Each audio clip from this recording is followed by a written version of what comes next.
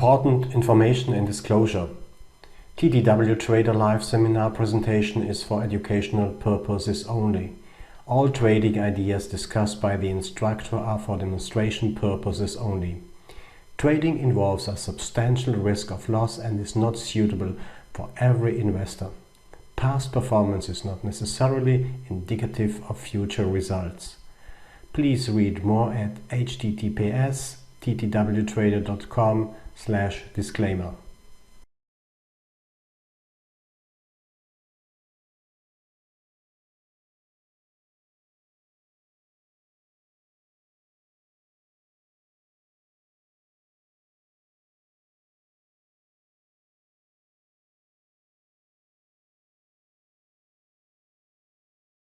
Let me add another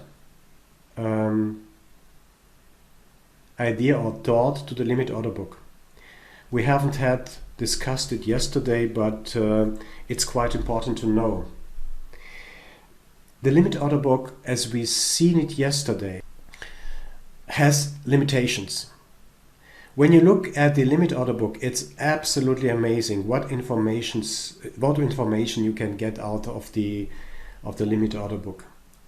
But let me say that it is true for treasuries, for an S&P, for soybeans, for German Bund, for example, and other markets which are providing good liquidity.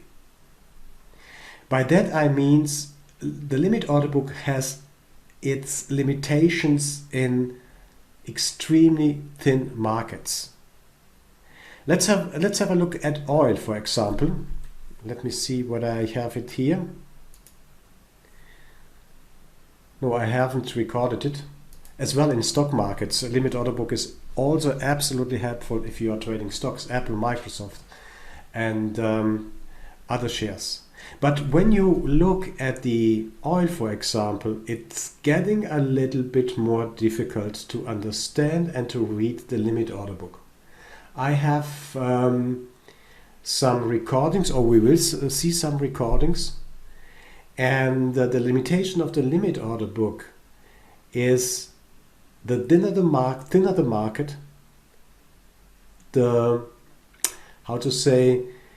it's getting harder to read the limit order book. And I would even say, if you are maybe trading the future DAX, German DAX, it's impossible to follow the limit order book. It's impossible because on every price level you will get only 5, maximum 10 contracts. Let me show you what I mean here.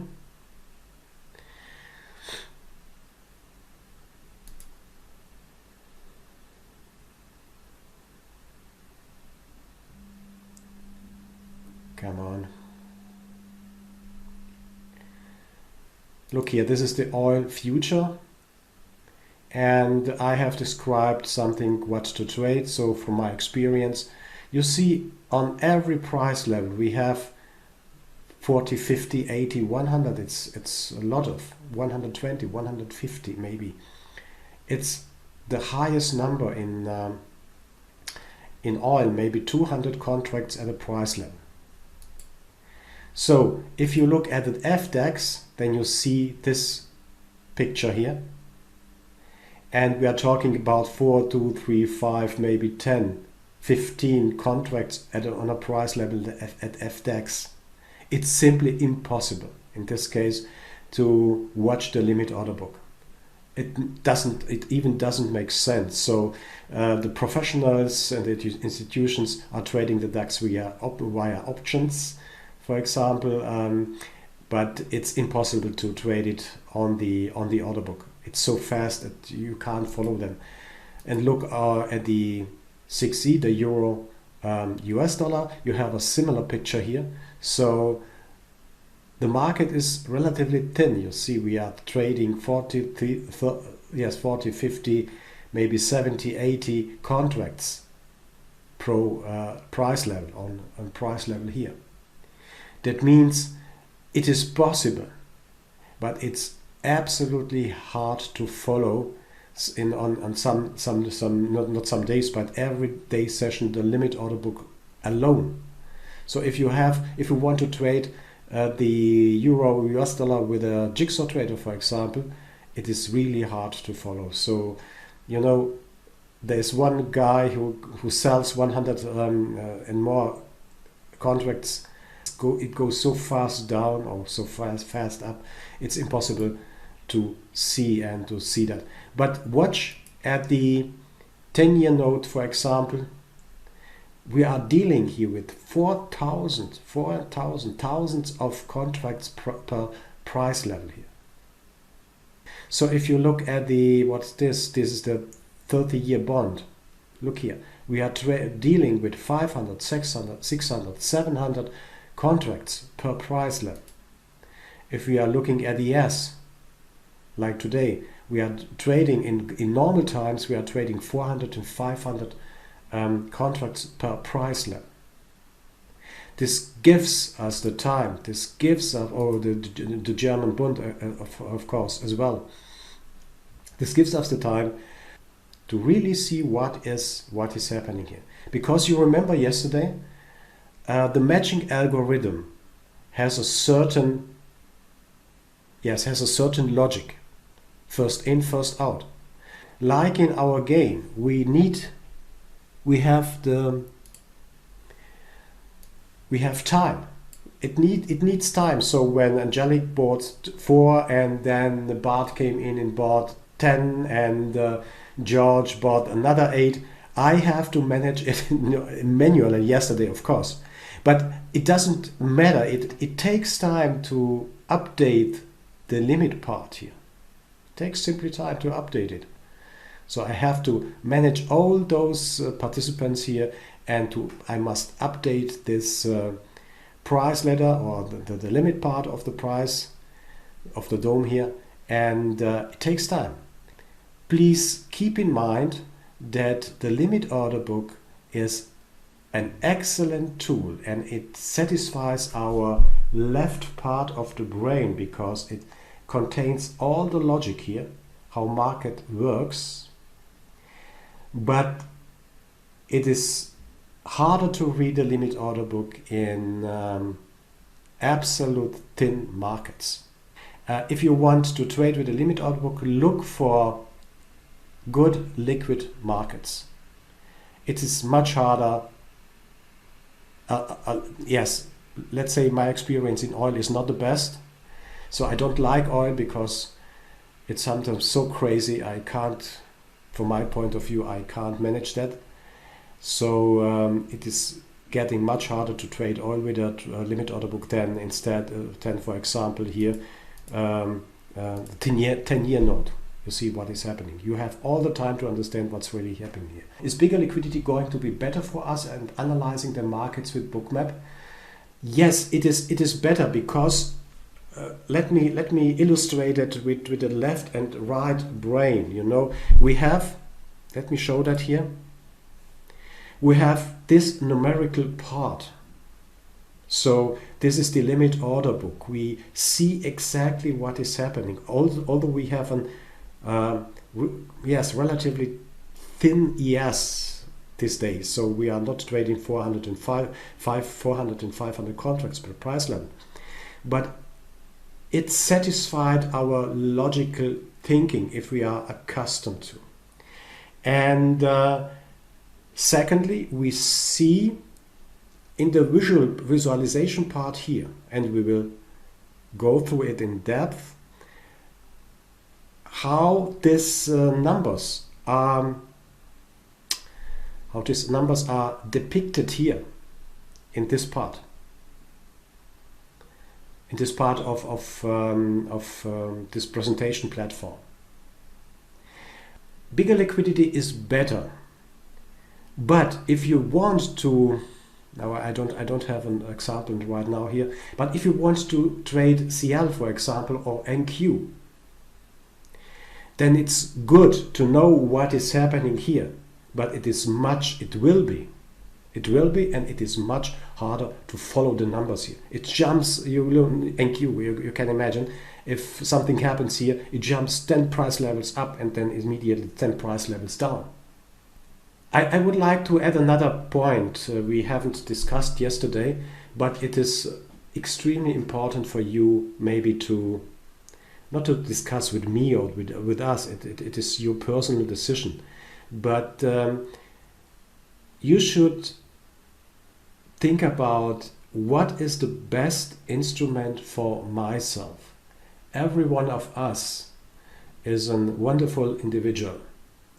Every one of us has his strengths and weaknesses. And in some cases we are told, come on, you trade Forex, trade Forex. Forex is the only market you can trade, for example. Or trade FDAX. You have to trade FDAX. Who is saying that FDAX or Forex is the right instrument if I want to trade? Who is saying that? Maybe Bart doesn't care about time, so he can sit around for 2-3 hours and watch this. Let me show that again, and watch the 10-year note going slowly up and going slowly down. And maybe Bart is the one guy of us who is very fine if he can get 4 ticks out of the 10-year note here. Who is saying that Bart has to trade Forex pairs? Who is saying that he must trade FDAX? No one. It is a person. It must be. Let me. I don't like the word must, but it must be your personal decision what you want to trade, because you know yourself the best. So if you are a speed junkie, for example, you have to go with NQ or CL, for example. If you have time to watch and to decide, then use, for example, yes, or soybeans. Have you ever traded soybeans? If not, big mistake, do it. Very great market to trade. So if you have more time, and it doesn't matter, speed is not a point for you, so you have time and you feel comfortable to watch the orders here be matched on either side, and it takes maybe half an hour to press the price up or to lift the offer here, then trade the treasuries.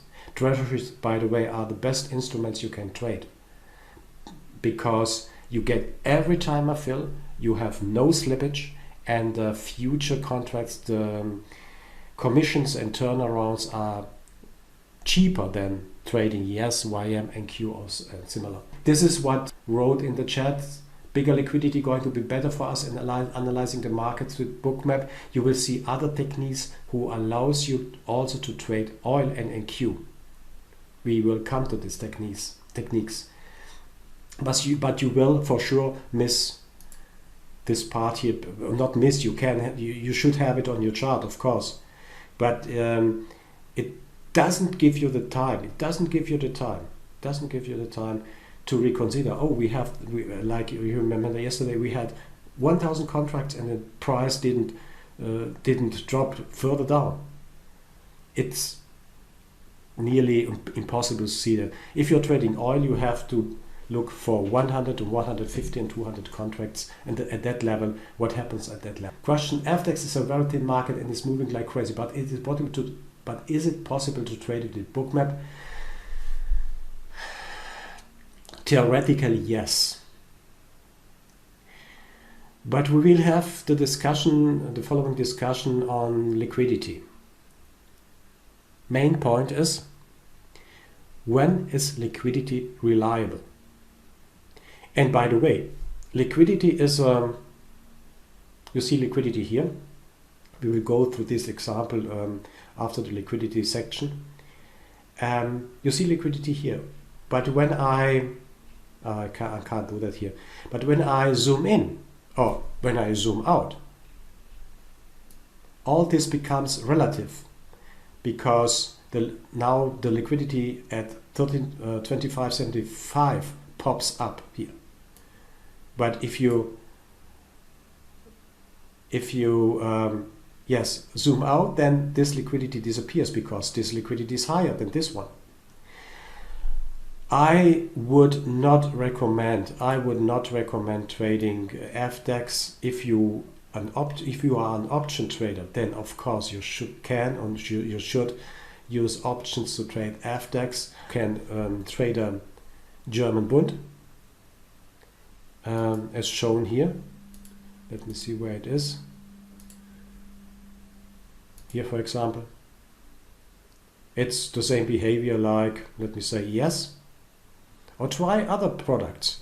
You are not forced to trade ES. You are not forced to trade the Bund or the treasuries. Use other products which are maybe interesting as well, or very interesting. So because they have, if they are trading in one direction, then this direction goes on and on and on. So it is much easier to manage your trade then. This is what I wanted to say to limit order book and yesterday's discussion. We have seen the logic of the limit order book, the numerical part, the logical part, what is happening in the limit order book, and we will now go see the other pieces to complete the picture of trading. We start first with liquidity, because liquidity is the main concept of all liquid markets. Without any liquidity, there is no trading. Let me allow to say following and to record following, because I had these questions a lot this year or during the year. The main difference between my seminar, which is subject to a fee, and other free available webinars is the fact that I'm showing and will show the whole trading picture. You will learn about limit order book, its usage, its limitations, and as well the market mechanics, the visualization part of the limit book. It's, from my point of view, it's absolutely great having a lot of good webinars around, a lot of good and excellent webinars around Bookmap. Absolutely, no doubt, no discussion. But all those webinars shows or presents only a piece, even a small piece of the whole picture. In some cases, it leaves you more disturbed than before. Maybe you have had this experience during your journey and usage with Bookmap. My experience is that this happens more than not, because it doesn't help you as a trading individual to find your way through all this terminology and techniques, to connect everything together. Why? And I'm not sure who said it yesterday, because our main question is where and when to trade. Where should I trade? And when should I trade, guys? That's the main question. That's the holy grail question. We all know, and we are absolutely aware that there is no holy grail in trading. No way, no way. If you want to look for a holy grail, then look into yourself, but not in a technique, in a software, in whatever. The holy grail question is where and when to trade. This is absolutely paramount to understand. When you really understand how a market works, then you see when you see the correlations in the market, you can build your own strategy based on the whole picture. But it doesn't matter what colors you are using, as long as you understand what the market is doing, you can interpret the language of the market, and you will gain every day. You will gain confidence in yourself, then in your trading method and your knowledge about markets and how to act upon this knowledge. That's the point. When you see and that someone is talking about liquidity, liquidity is only one part of the market. Only one part of the market. We will go through absorption, we will go through exhaustion, we will see other techniques or terminology, what the market is doing and how the market is reacting at certain price levels. And our solely question, or our question is where and when to trade. I would, my goal for this week is to get to the answer where and when to trade as close as possible. It's really hard to answer. You won't get a 100% answer on where and when to trade.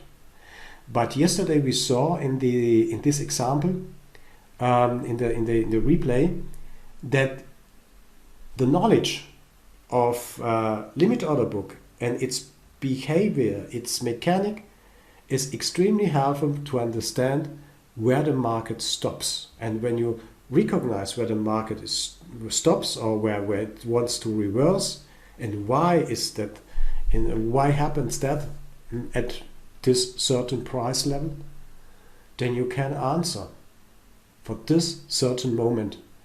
When this happens, this is the place to trade, and now it is the time to trade. And let's try to avoid following mistake in trading, to think about the past and to think about the future. In trading, we must trade in now and how to say, in here and now. Here and now. When we are in a trade and it works in our favor, it goes our way, the market approves that we are right, then we can go into the future, and you will see how impressive Bookmap is when it comes to see the targets of the market or of the move you are possibly in. So, saying that, we are coming to liquidity. Please keep in mind, and we will see that it's only one. So where are we in our timetable here? We talked about the auction yesterday. We talked about the limit order book yesterday. We did a nice practice. And now we are talking about liquidity, absorption, exhaustion. Then we will see the sweep. It's an absolutely fascinating move of the market, and so on. But let's talk first about the liquidity. Modern market makers are not specifically designated market participants with special privileges. Instead, modern markets enable anyone to act as a market maker by offering liquidity to other market participants. So you and I, we are market makers because when we are sitting on the limit part of the order book and the limit, so offer or a limit bid, then we are providing liquidity to the aggressors. The consequences of this widespread usage of the limit order book in our electronic markets today is a kind of blurring of the lines between liquidity providers and liquidity takers. Today, in these electronic markets, we are all liquidity providers. We have to know that the liquidity is the blood of all markets, because without liquidity we can't do anything. Market needs sufficient liquidity to attract active and passive buyers. Market support buyers on the offer by providing liquidity. Market seeks buyers or sellers for distribution in priced zones. You will see that. Maybe you have had a chance to see my YouTube video, the second part of the YouTube video. This was a distribution, a wonderful distribution zone. Wonderful distribution zone. And if you know that this is a kind of distribution, they're trying to lock in buyers and they are selling everything to the buyers. And then what are they doing? They reduce or canceling the bid size, the bid side, and then let the price drop down. So if you are a buyer at the top, you have to cover. And that means if you are covering, then that accelerates the move down. Market uses liquidity to pressure the price down. Market uses liquidity to pressure the price down or up. That's I must correct this one. So if you have the imbalance on this side, the market is probably going down, and otherwise if you have the imbalance or this side and a thin ask side, the high probability is that the market is going up. Yes, liquidity, and that's one of the sentences we must keep in mind. Liquidity attracts volume or attracts the price. Liquidity is easy to manipulate. Yes, that's what we discussed yesterday. It can be cancelled immediately without any announcement, without any notice or whatever. Liquidity quickly vanishes from the market. So liquidity is something we see in the book, but we have to distinguish between good liquidity and bad liquidity. Or coming to the question, when is liquidity reliable? When is liquidity reliable? That's the most important question for all traders. And that's a point I'm missing so often in a lot of webinars. You won't get, or you can't, or you won't get a clear answer on that. When is liquidity reliable? Let me stress this again. I highly recommend to read this book or to get the Audible. We humans beings are attracted to the system 1. Fast, intuitive, emotional. Fast, intuitive, emotional. By that I mean, if we see a red line here,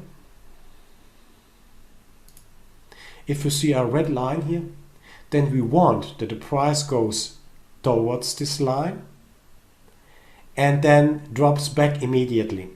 So by that means we have a signal line here, and once the price touches this line or this area, I have to sell because this is the signal. I have to sell.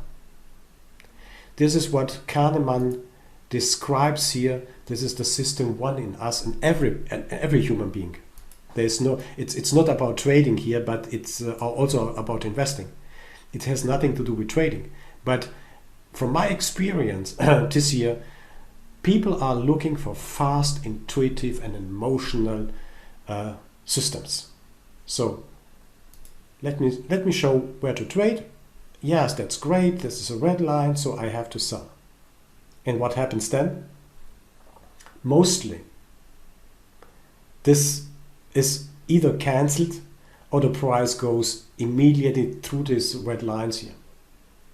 So I'm sitting there on my position, I'm stopped out, and then I'm looking back and so and mostly I think asking himself, what's this? This is what is this kind of software? It doesn't help me anyway, and blah blah blah blah. You know, there are a lot of arguments you will find that it's not you, or it's not me, but it's the system here. It's this chart doesn't give me the right signal to sell. This is what is described as fast, intuitive, and emotional. System 2 is slower, more deliberative, and more logical. That means we are now starting to distinguish between, is this red line really, what makes this red line reliable to me? Is anything what makes this red line reliable to me? This is slow thinking. It takes time. It takes energy. It takes, yes, it needs experience. It needs experience. Simply that is that. And once you understand that this line is not reliable because it's 300, it's not enough to resist the price, for example. you will learn to distinguish between a reliable liquidity and a not reliable liquidity. I have written down some conclusions on that, and I kindly ask you to keep this always in mind when we are going through the examples. Market always seeks liquidity. Liquidity acts like a magnet, or is a magnet. We will see enough examples, please keep this in mind. Liquidity is reliable if it is firm and stays firm. That means long-term liquidity, where you see a good number of contracts sitting. It is reliable when you see stacking in the limit order book. Liquidity is weak if it is short-term liquidity, because then it acts as support or resistance. And I have a picture. I have a picture here on a slide here, which shows that the price is always seeking the path of least resistance. Liquidity is weak when it is short-term liquidity, because it's only supportive. Liquidity is using to push the volume, to push the traders towards a certain price level. And liquidity is weak if you see pulling in the limit order book. Liquidity needs to be taken by an equal amount of volume. That means absorption. We will talk about that because it's absolutely important. Liquidity acts like a catapult support. So book flipping, spoofing, long and short-term liquidity. This pressure from the upside or from the downside, from support side or from the resistance side, it's to bring the price into a certain price level. That's absolutely important to know. And to do that, market uses liquidity. Look what I did yesterday. How I manipulated the limit order book or the liquidity. I simply added, while we are, I think we have selling here, or you had sold something here into the bid, and what I did is simply increase the numbers here. I simply increase the numbers. I can do that by 35. I can do 67. I can do 32. I can do 54. Whatever. And I have manipulated the direction of the herd. Yes, of the herd. I have manipulated the way of the herd.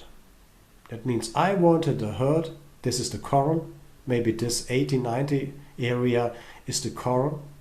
I wanted to manipulate everyone to go here, to buy this 90-80 level here, or to sell into this 80-90, because my intention was I wanted to buy 80-90 and then hit the and then withdraw. Once this is done, then I can do following and reduce this one here.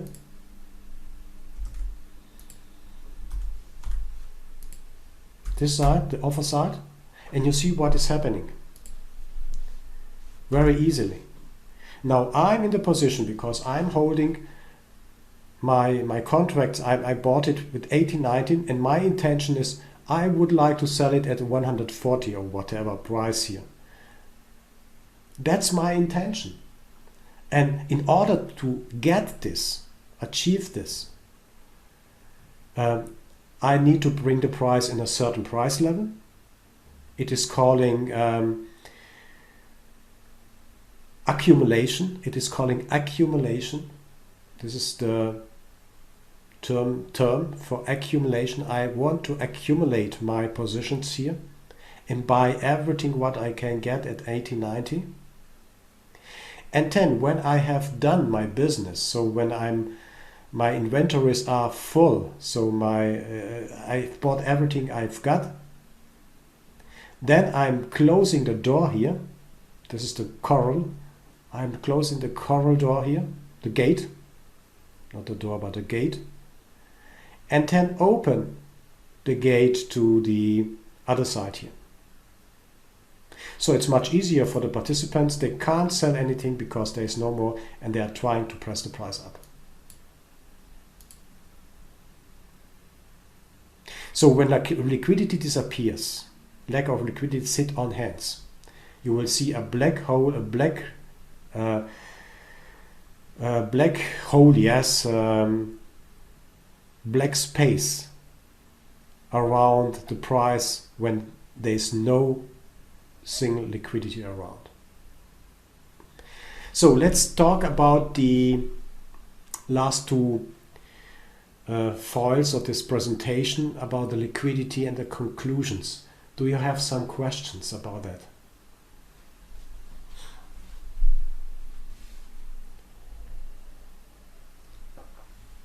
Or do you have questions? Yes, Bart. I just want to ask, maybe not sure if that's the question for now or for later, but sometimes it happens that the liquidity levels are attracting the price, so the price goes towards the liquidity levels, and sometimes those liquidity levels act as a barrier, as a stopper for the price, and the price is bouncing. So maybe at some stage, if you could discuss that as well and explain in what situation is this happening? Okay. Yes, Bart. I will talk about that for sure, but I would like to postpone it a little bit. So let's talk a little bit later about this behavior of the markets, and please come back again. We have a nice example from yesterday, by the way. It was great. It was a great day to talk about liquidity, and I'm happy that I have recorded it, and we will see that when we finish the liquidity part. Yes, we will talk about that, and please, Bart, please keep it in mind. Come back with a question when we are in the exercise example. The most important point, market always seeks liquidity. Liquidity acts like a magnet. Let's have a look at this. I'm often talk about energy in the market, and we will come back to the absorption part. Therefore, the question was, if we have fast markets like NQ, for example, and other markets, does this technique apply to every market? Yes, because when liquidity absorbs volume, the participants who traded at this price level or this price level or that price level disappear from the market. And you will see it might not happen at the top or at the bottom. This happens mostly before the top and mostly before the bottom. Maybe this picture is not accurate enough because it suggests that there's energy. There's energy. But what I wanted to say is simply, if liquidity and volume collide, then those traders are out of the market. They are not in the market. The business is done for them. And we will see that the market anyway goes a little bit higher or a little bit lower, depends on where the market is. Okay? So whenever market volume and limit volume collide, volume or energy is taken out of the market, energy is absorbed. It's not quite the right terminology. Energy is, I would like to, yes, I'm working with the term energy, but it's the volume which is taken out of the market, and this volume doesn't support a further up move or a further down move because it's taken out of the market. So on the other hand is that less energy or less volume remains in the market. You can, by the way, you can use your own expression or your own picture for that. This is only my how to say, visualization of the market. This is only my view of the market. But the concept is clear. Call it what you want, call it like you want.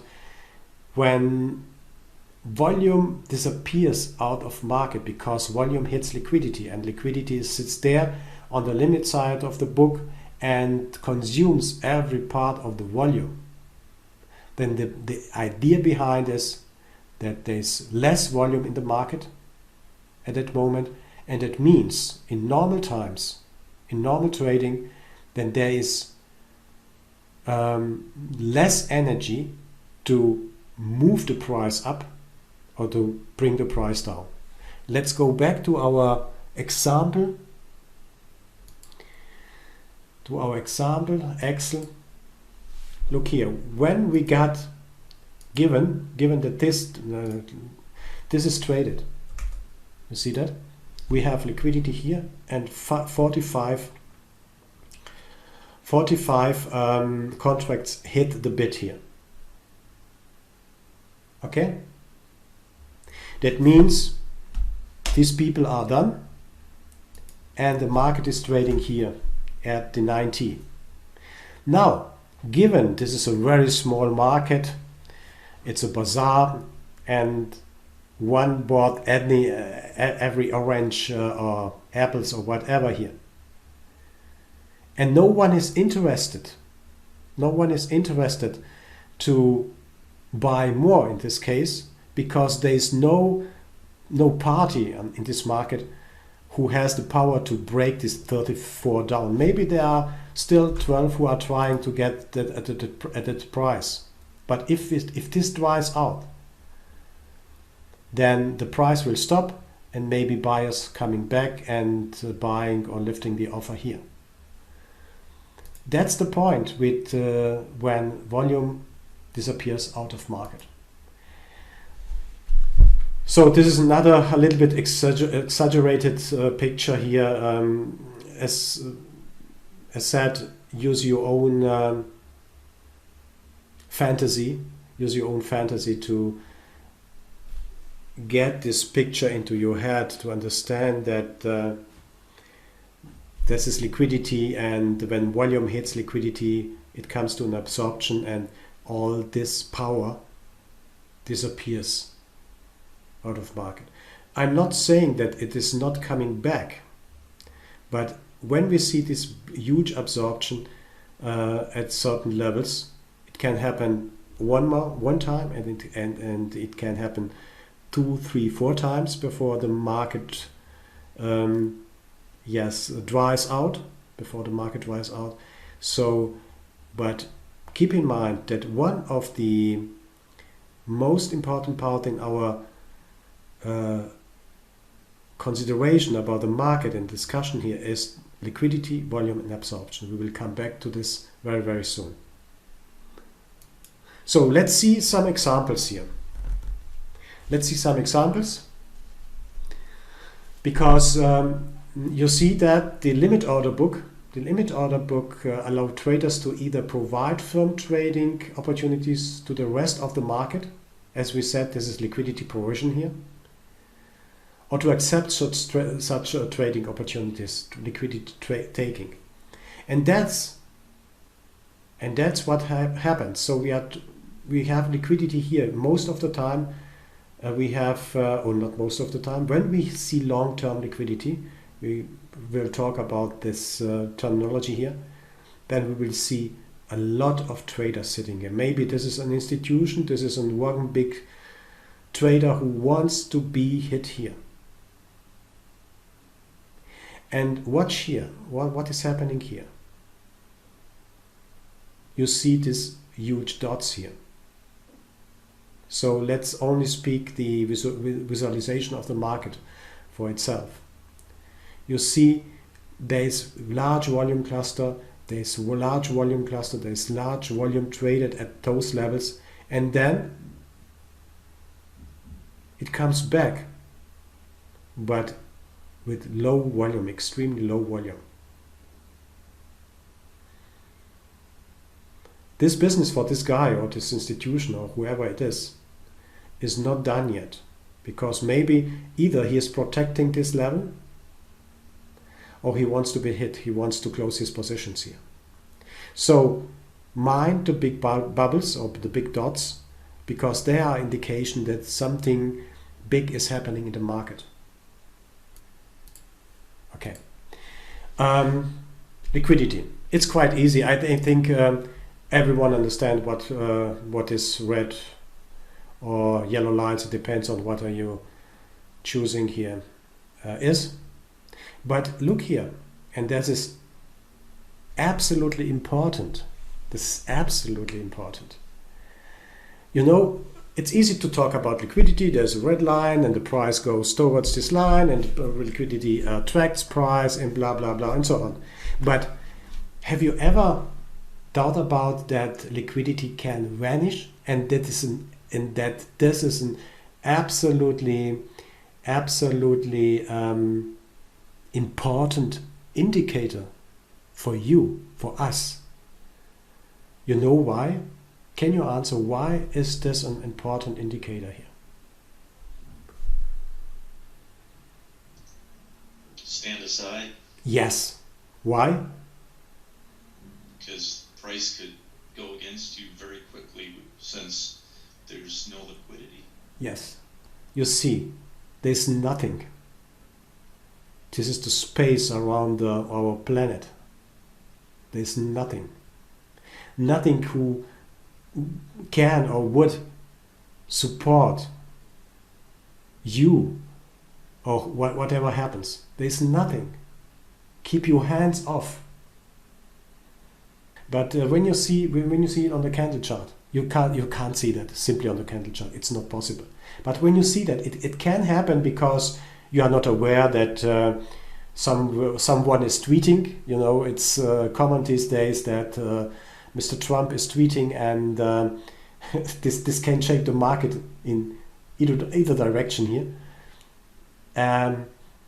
When this happens, the market indicates they are so fast. They are so fast on both sides. Look here, there's nothing left. And this remaining eight guys here, let me say, there are guys, the man who wanted to trade this, and this remaining, what is this, 5 or 7 people here, they even don't know what is happening here. They don't know what is happening here. You can't see that on any other chart. So if you see that, maybe it flashes up for a few seconds, close your positions, or if you're not in, wait until this settles. We will talk about that in the sweep section. Walter, yeah. If you go back to that one, yeah.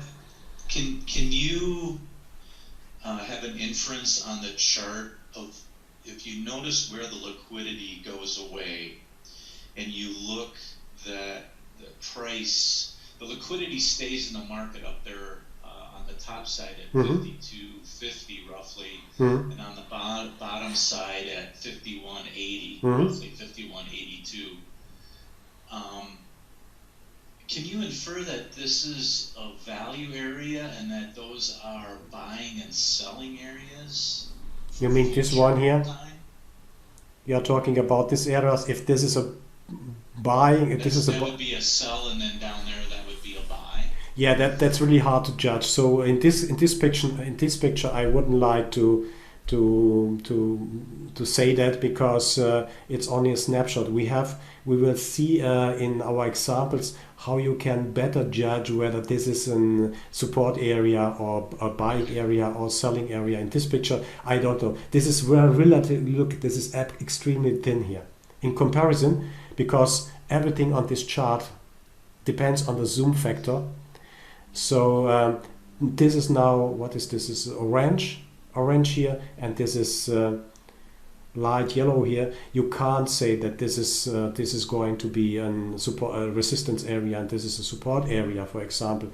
In this case, we will wait until liquidity comes back, and mostly when you have oil inventories, for example, or Fed announcement, or non-farm payrolls, and other important announcements, economy announcements, then you will see that this every liquidity vanish disappears, is cancelled, because all the informed traders, and guys, we are now informed traders, disappears from the market.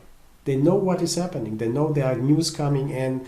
They know that the echo numbers are coming in, and therefore they are cancelling everything on the bid, on the ask side. However, there's nothing here. And that happens not only for oil. It's only an example. It happens for every, for every single instrument. It happens for for treasuries, for every single instrument you are trading. So absolutely important to know that liquidity can be depicted, or can be not drawn, can be depicted like on this chart here, this way. Also, liquidity is subject to change. That means, look here, what happens here, If you look very closely to the colors, you see how they are. I think this was a question. I think it was a question yesterday. You see how they are cancelling and adding liquidity. Whether we can see the cancellation at one level. Yes, you can see cancellations on one level by watching this color here. It's so extremely helpful, because it is, I say maybe you are better than me, that it can, yes, it's possible, but you can't see that if you look at the numbers here. It's not possible to see that.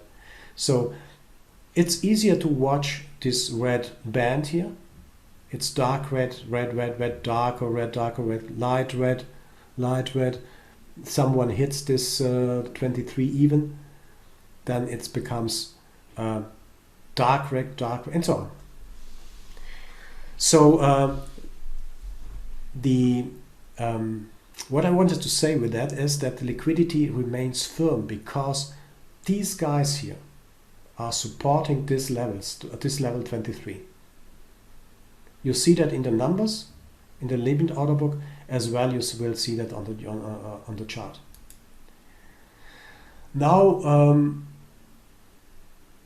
this is also quite interesting and impressive, because you see 1,500 sitting on 23 even. They have sold into the offer. So these buyers were satisfied. And now see what happens. What happens immediately. I'm going back up a little bit. We will see that in the sweep section again. We had trading here 1,577, roughly 1,500 contracts at 23, and suddenly something happened. Don't know why, I can't remember, but anyway, it doesn't matter what happened. Suddenly something happened here. They hit this 1,040 or 1,400 or 1,500 contracts immediately. And therefore, because there's no or very thin air above this 23 even, the prices jump up. It was so hard. I think this was a 10-point mover immediately. In 2, 3, 4, 5 seconds, it is jumping up. It takes all liquidity here, and it was such a massive move that every queue was depleted on the way up. Okay, I would like to postpone this discussion because we want to go to the exercise, which is more impressive than the discussion. Let's talk about the long-term liquidity, and let's talk about the short-term liquidity. Long-term high liquidity remains in the book, defines the auction, digested by the auction participants, channeling between longer-term liquidity, we will talk about the channeling, and acts always as a magnet. We will see this liquidity. We can build a strategy upon that. When we understand that liquidity acts like a magnet, and we are trading this area here, we know that we can't sell at the moment because there's nothing. There's roughly saying nothing here on this chart. But we can say we have liquidity here at the 95, we have liquidity at 800, and we have liquidity at 805 here. So if our theory works, then we can say liquidity acts like a magnet, attracts people, attracts the market. And maybe some of the market participants, the big guys, not we, not us, but the big guys, want to be hit here. Who knows what intentions they have, but they want to be hit here. Absolutely. So this is, going back, this is long-term liquidity. Channeling between long and term liquidity act as a magnet. Yes, we should understand the context of the area. Is more or less liquidity around the area, or are there tendencies to pull the liquidity? So again, to show you that, you can see in pulling the liquidity here with this, within this color band here on this price level. Adding, pulling, adding, and so on. The question was, can we see when liquidity is taken or pulled or cancelled? Yes, we can see that. This is long-term high liquidity. You see that long-term high liquidity, I would like to define it roughly. So what anything what is sitting in the book for more than 1 hour, is in my eyes long-term high liquidity. You will see that it stays in the book for at least, that's not the best example, at least 1 hour. It starts at 8 o'clock here, my time, and it lasts a long time. Long-term high liquidity. That means you can make your own rule, but and everything what is longer than 1 hour in the book, it's long-term liquidity or long-term high liquidity to me. So you see that here, it stays in the book. I maybe long before that. This is what is this? This is Apple. This is Apple, for example. Look how they are protecting this area here.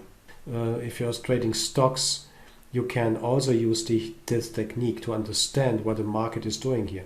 Using the limit order book, you see the numbers, they are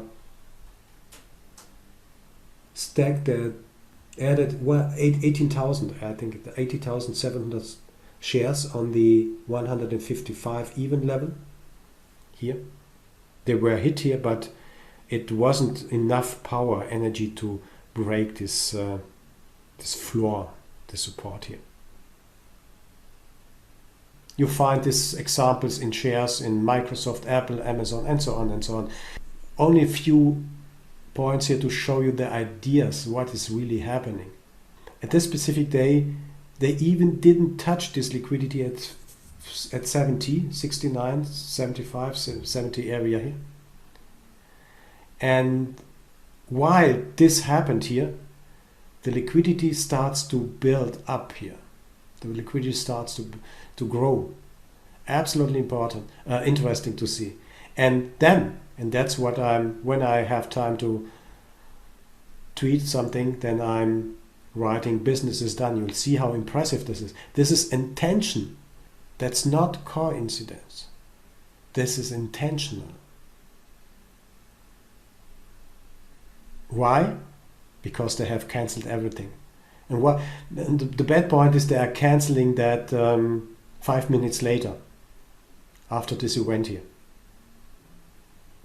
But anyway, it shows if I am long, then this is the indication that I'm right. Let's talk about the short-term high liquidity. Short-term high liquidity briefly is briefly in the book. creates large auction imbalances. That means short-term high liquidity is a supportive indicator. You will see it in the book by auction imbalances, book imbalances. Someone is trying to press or to push the price in a certain direction. That means new info arrives at the market. They want to skew the auction and they want to bring the price to a certain price level. Let's have a look at the short-term high liquidity. You see how short it is. Here and here and here. Short-term high liquidity. Short-term high liquidity from bird's eye view here. If you zoom out, we have long-term high liquidity. This is the euro US dollar. Long-term high liquidity sitting here. A wonderful indication what the market is probably going to do. And they are adding liquidity. They are adding bid support, bid support, bid support, bid support, bid support, bid support, until they are going to hit this level here. This is short-term. Yeah. Walter, what's your definition of high liquidity, and is it different for short-term versus long-term? Short-term, it's only in the book for seconds to minutes, but it's high. It's high in comparison to the adjacent liquidity levels in the book. Is there a percentage level or a number that you look at? I know it depends on the market. Yes, it's the number. So that means if you are talking about high, let me see whether we have a better example here. We have for a very short term, I don't know whether this is maybe a few seconds or maybe a minute here. Maybe these are 1 or 2 minutes. These are even also 1 or 2 minutes. By that I mean this is a very short term liquidity. So the market is using this kind of action to press the market up or down. So but on the volume side, yes, let's say, I understand the time side. I'm talking the volume of the high. yes. What's the definition of the high liquidity and volume? Is it 100% of adjacent volume? I mean, how do you determine that? To answer your question, in terms of volume, I wouldn't consider that is in percent as a percentage of that of this one, because it changes. If you zoom out, this will change too. So it's very hard to say this is a percentage of this level here. Okay. Yes, long-term high liquidity, and this is short-term high term liquidity. That's that. And what we must keep in mind, I've noticed that last week it was impressive that the liquidity or the price is looking for the path of least resistance. This is very clearly visible in Bookmap. Bid or ask side support the price move in one direction. It is the real-time evidence which way the market will go. It's a real-time evidence. It's not a game, it's not guessing, it's real-time there. Valid until resistance or support shows up, and that was, I think it was last week. It was last week, yes. Can't remember when, but you see that liquidity acts like a magnet. Liquidity acts like a magnet. It was absorbed here at that level. And what I want to point at, I'm trading. I'm hoping to get an excellent enter, that I will know where to enter and when to enter, and then I'm hoping for a 5, 6, 7, 8, 9, 10 point move. I'm not scalping. I'm protecting my stop, of course, but I'm trying not to scalp. When I see that there's more resistance, logically, because you can see that. You see these yellow areas here. And there's less resistance until 93 here. It's absolutely impressive to see that what is happening here in the book. So you know, it's really, really hard at that moment to sell. Even if you are an indicator showing something, might be divergences or whatever, is showing you have to sell it, but you can't sell at the moment. You can't sell because the resistance is here and not here. Maybe this is changing on the way up, so that this is becoming more resistant and this becoming less resistance. That can happen. But at that specific moment, when you are in the trade, maybe hopefully long, because this is our targets, this is our targets, this is our targets here. We don't know whether the price is touching this one, but we see impressively that there is less resistance than below. Walter, on this one, would you say that there's more liquidity lower than there is going up? Yes, because then why would it be more resistant going into liquidity? Because price, from our slides prior, show that price attracts to liquidity. Yeah. So shouldn't the resistance be flipped the other way, because price would go towards the liquidity? Good point. I know what you mean, and I'm looking to find an answer. In essence, the struggle I have looking at these levels is, it makes sense to me that if you pull liquidity, price should go in that direction. And it makes sense to me that it's less resistance and more resistance here, because it's going to take more energy to get through the liquidity. Yes. However, at the same token, price is also attracted to liquidity. Yes. So how do you play that balance? I'm trying to find a logical answer to that, because liquidity, in this case, we have different kinds of liquidity. Let's try it this way. We have different kind of liquidity. Kind of liquidity. We have high liquidity there, 1200 or 1300 here. We had high liquidity here. We had high liquidity here at this level, and we have high liquidity here. Liquidity attracts the price, but on the other side, and that's the balance we have to find. On the other side, let me complete this sentence. That's the balance we have to find, is liquidity pushes the price in a certain direction. We will talk about later, maybe today or latest tomorrow, tomorrow, about the active and passive indicators in the market. As I have showed here in this small case, I'm using the liquidity to make way for higher prices here. You see that I have reduced everything on the book. Mm-hmm. Then what I'm doing on the bid side, I'm adding liquidity to the bid side in order to make this way less attractive for the seller to hit me, or to hit this way to go down. My intention is, because I have bought 1890, my intention is to get higher prices.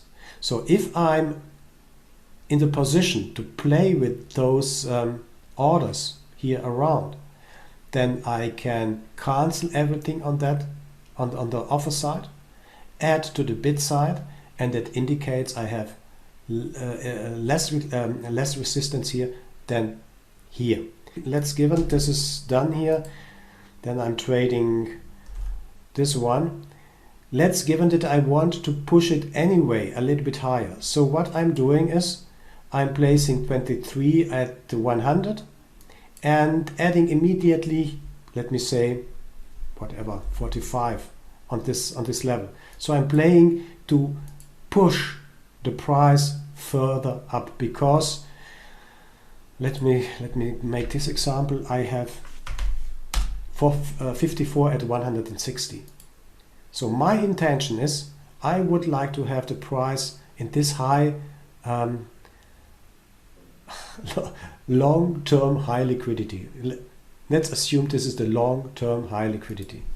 Okay. Term high liquidity. Okay, long-term high liquidity. Then I have close designed, and now I'm using a game who is saying spoofing, for example, which I'm trying to indicate, guys, not with me, guys, you can't sell something, but I'm very strong here, and so I'm playing 56, 23, 45, 56, and so on, and I'm trying to push the price further up with liquidity.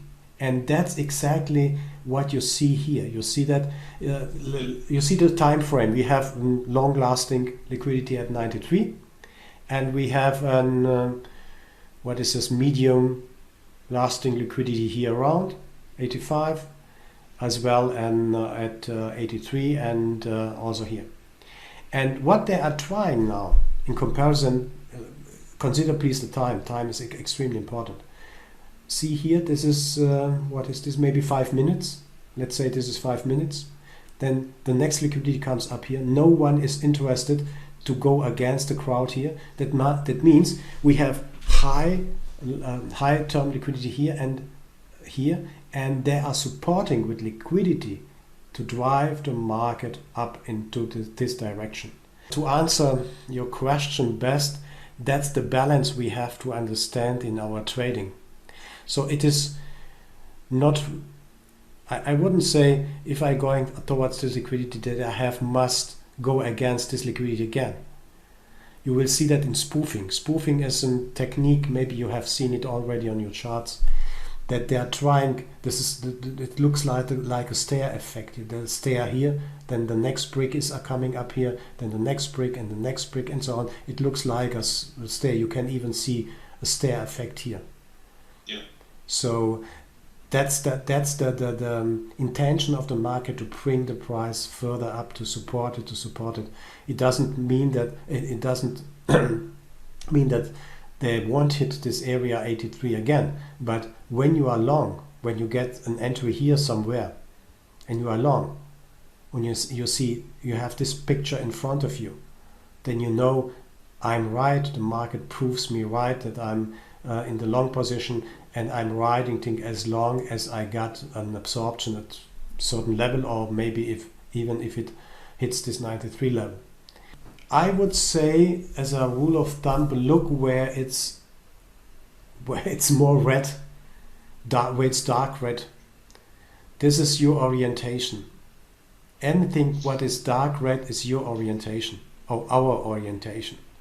Anything what is white or light yellow, it is only supportive, and we should not try to sell it against and hoping that the price is going this yellow line here, or this yellow area here.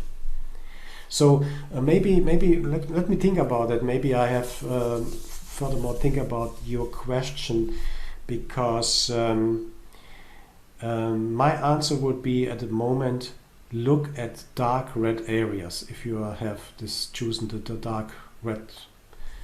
Yeah. So I guess then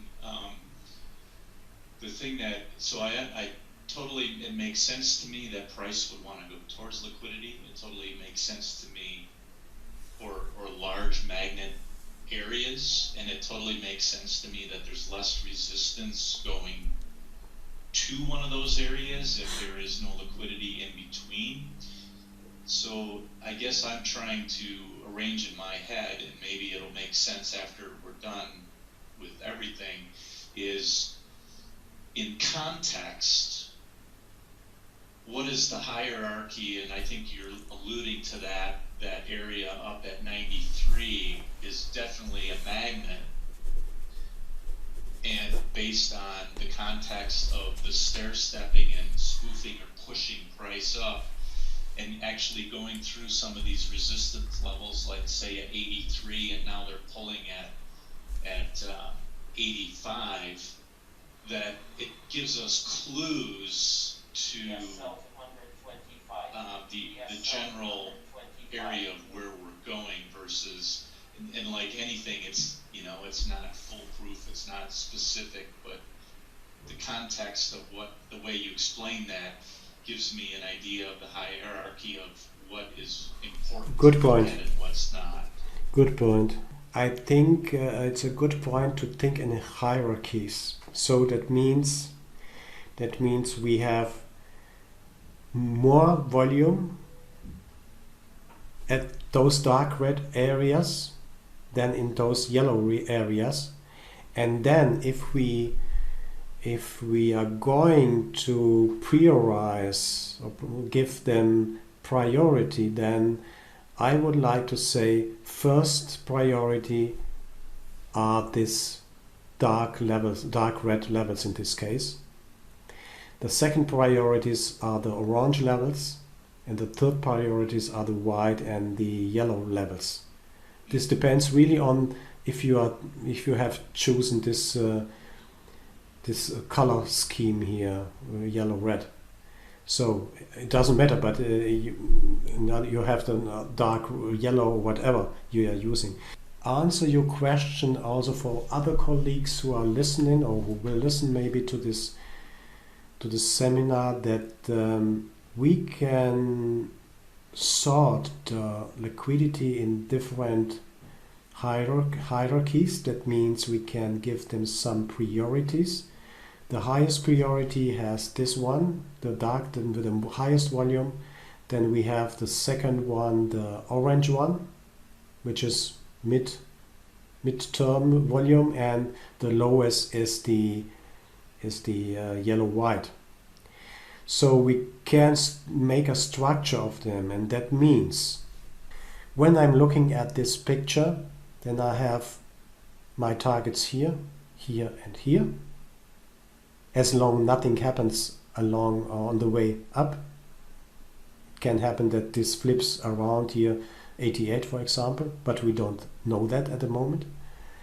I see white areas or light yellow areas here. That means this is a supportive liquidity which supports the move up. We have another point we have to discuss and must discuss. This is the time. You will see that we will talk about sweeps. You will see that the move is, how to say, creeping up very slowly. It takes this time, let me say this is 1 hour, 1.5 hour roughly, for the price to go up there. Then what is happening? Second, we have a certain angle here. That means this is a really flat angle here. I don't know what it is, but maybe 30 degrees, and it goes up, and it takes 1.5 hour to get there to this price. And you see the intention of the market. There is no, how to say, no aggression. There is no aggression in the market. So we have not only the distance to this 93 level, but we have also the time. There's no aggression, there's no enthusiasm in the market to bring the price up to 93 in this at that moment. It looks really weak. It goes to the first level. What is okay? Which is okay, because if we are long here, if you took the opportunity to take this 81 area up to 85, it's 4 points. 4 points is wonderful. Every day 4 points, you are done. Absolutely fantastic. That's what I wanted to point, is that we have here important levels. I think, yeah, that's this is the view, a little bit a closer view on the market. And what I'm stressing, what I'm telling is, we need bid support to push the market up. We need bid support to push the market up. It depends really on sometimes, and I have witnessed that a lot of times in years, the market is going up, but there was no bid support. everything below this price was blue or cyan, whatever this color is. That means the market is not supporting. So there are buyers who wants to buy and they were feeded by the sellers, but there was no bid support. And we will see that by when we come to book flipping is we have targets, we have a hierarchy here at those levels, we have priority at those levels, and we have supportive liquidity at those levels, which means they are supporting the bids, they are supporting the bids, they are supporting the bids, they are supporting the bids. It's like here, you can do it by your own. They are supporting the bids on this side by the numbers and weaken the offer side until they got the fill at 160. Good. What you see is the recordings from yesterday. 8 o'clock. It's 8 o'clock New York time here. In this case now, let's only concentrate on the liquidity, okay? I will show you something interesting a little bit later together with the limit order book. But anyway, let's just talk about the liquidity. And let's start at 8 o'clock New York time, at 8 o'clock EST, 2 p.m. European time. And what I would like to do is to accelerate a little bit. So this was the pre-session. And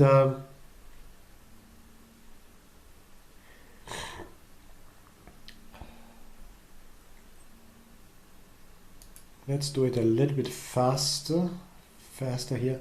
Okay. Now, what do we see here? In terms, we are talking about liquidity, not about the price, not about the order book, not about the volume, and so on. We are talking about liquidity. So we definitely have more liquidity at the top. Yes. At the bottom. Yes. Good. But what do we see here? Oh, not too much around the price. Absolutely. A black hole. Let's see what's happening here.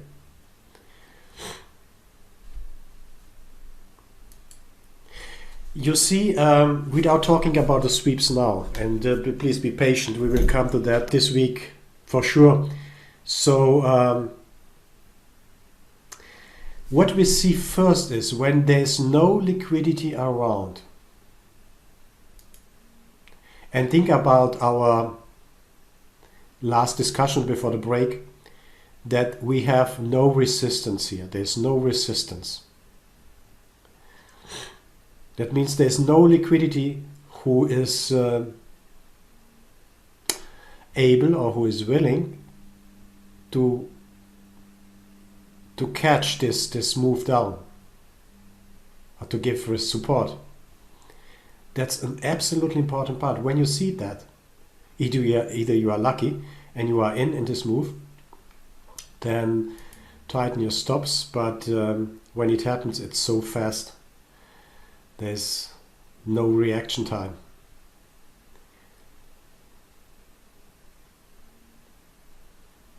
It was a sweep. It was a sweep into the 20 area, and you see, yeah, that was too fast. Let me show you again. Look here at this liquidity here. They give way immediately. You see that? It happens before. Okay, anyway. It's too fast. You see that? The black hole, the black area around, nothing is around.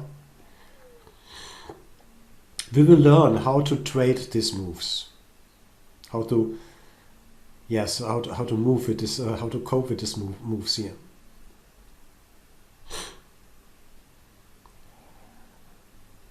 Now liquidity comes up at 15.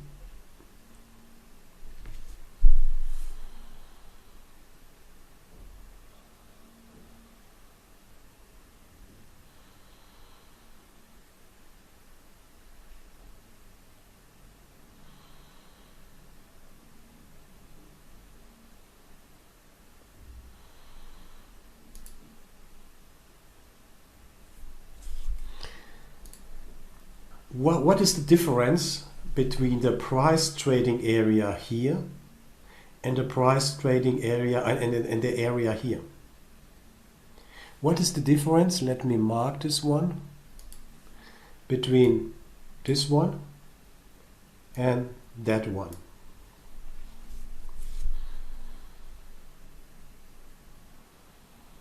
But there is a resistance at the second level. You mean here? You're talking about. Sorry, you're talking about. Possibly attracting a price. Tom, yes, okay. Yeah, first of all, but what I would like to point at is look around the price movement. What do we have here?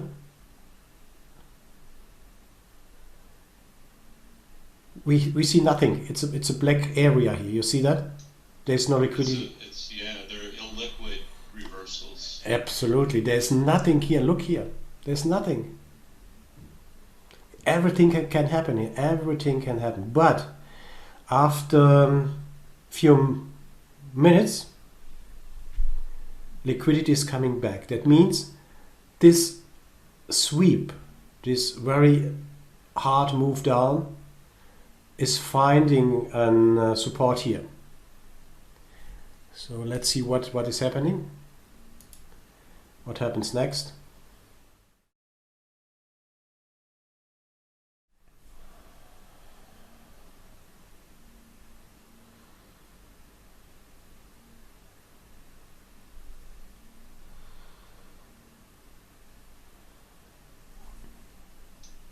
They stuck some sellers down there.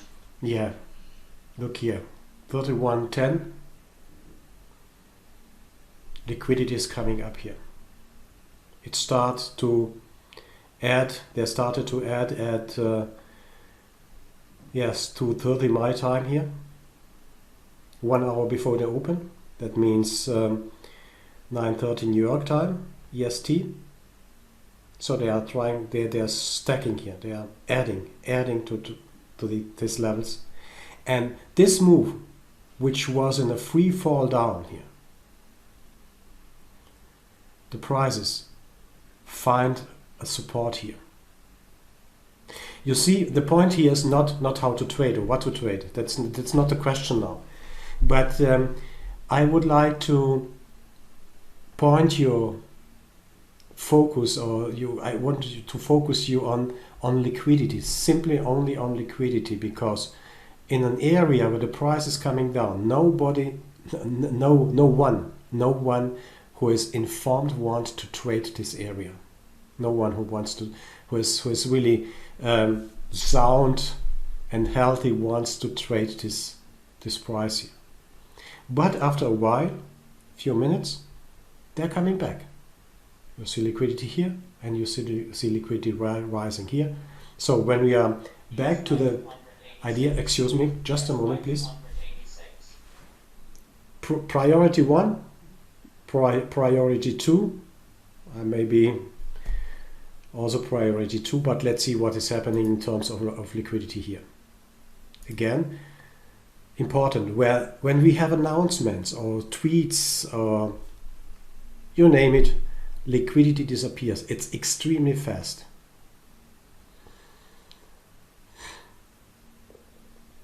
What is happening here?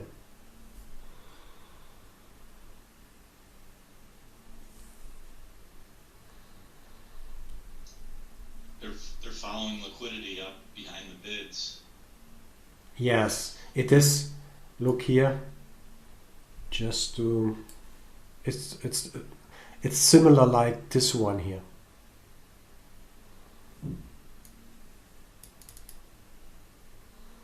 So they are trying to support. You see this small parts of the liquidity here.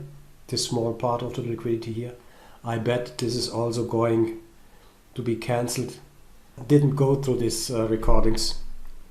Haven't had the time to go through this also. I don't know what happens, but you see these bricks here, these stairs. They're trying to support the move up. Let me jump into the session open, because we will see an absolutely interesting trading day.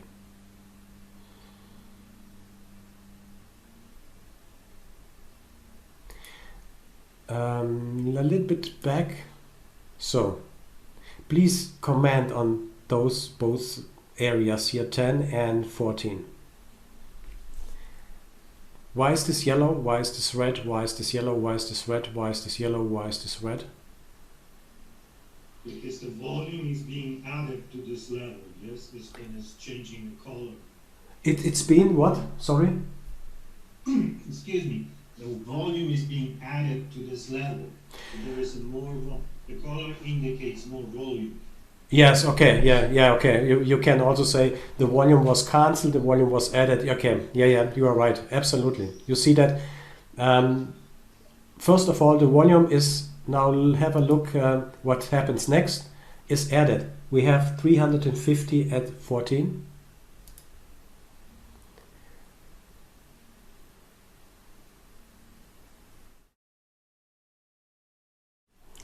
And now it's gone.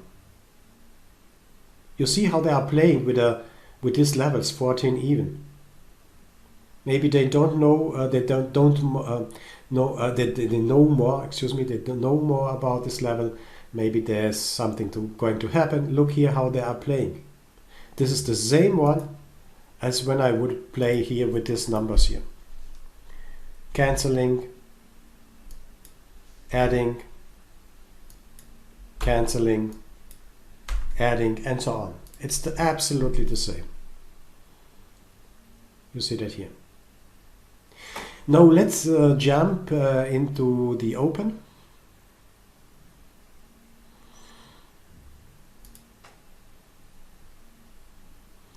And I would like to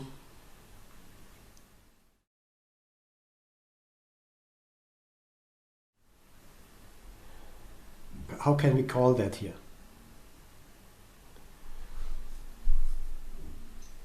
That's number one in the hierarchy. Yes, and the full expression for the number one is,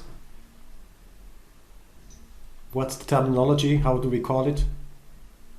Long-term liquidity? Yes, long-term high liquidity. Long-term high liquidity. Yes, that's so. And now let's see whether our theory works or not. What is liquidity? How acts liquidity?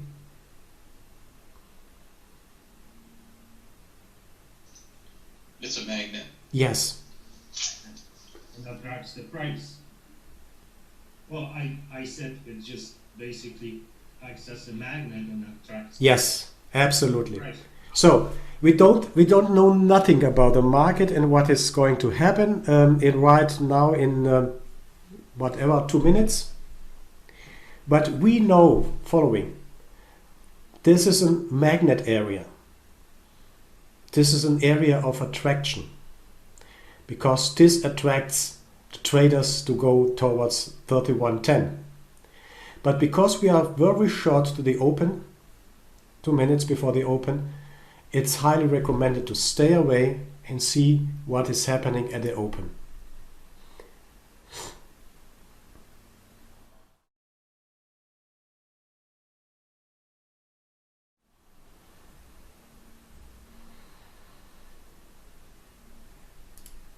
Okay, which situation is actually evolving? What is happening here on the chart?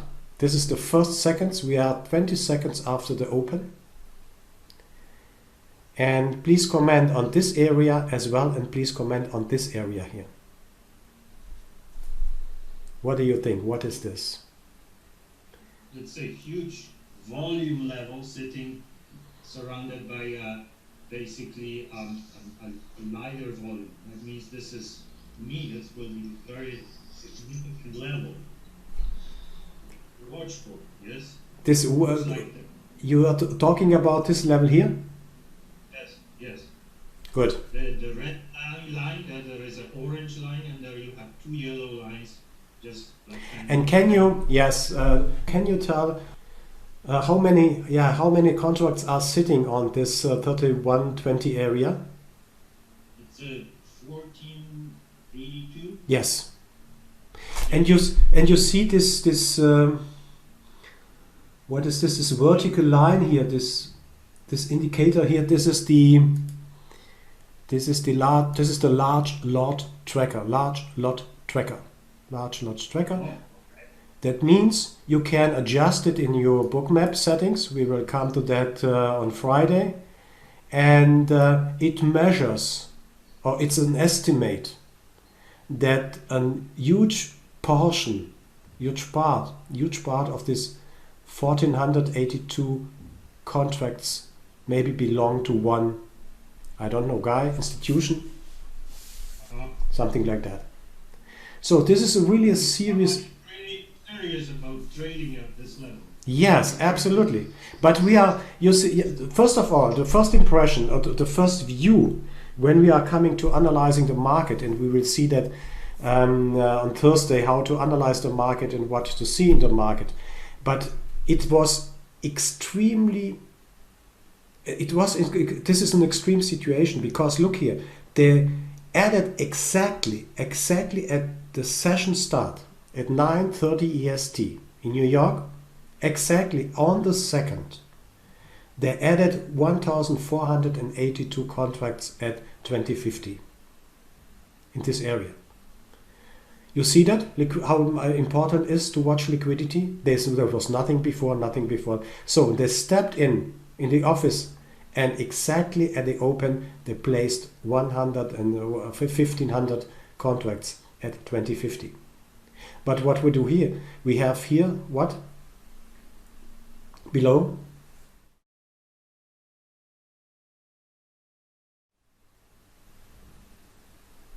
Below is definitely a lot less liquidity. Yes, it is. It is. This is orange. This is orange. This is orange because this is dark red. This amount, it's 300, 400, is relative to this 1400 here or 1500 here. That means when we are going back a little bit, you see that it's dark red now, and we are looking to the open.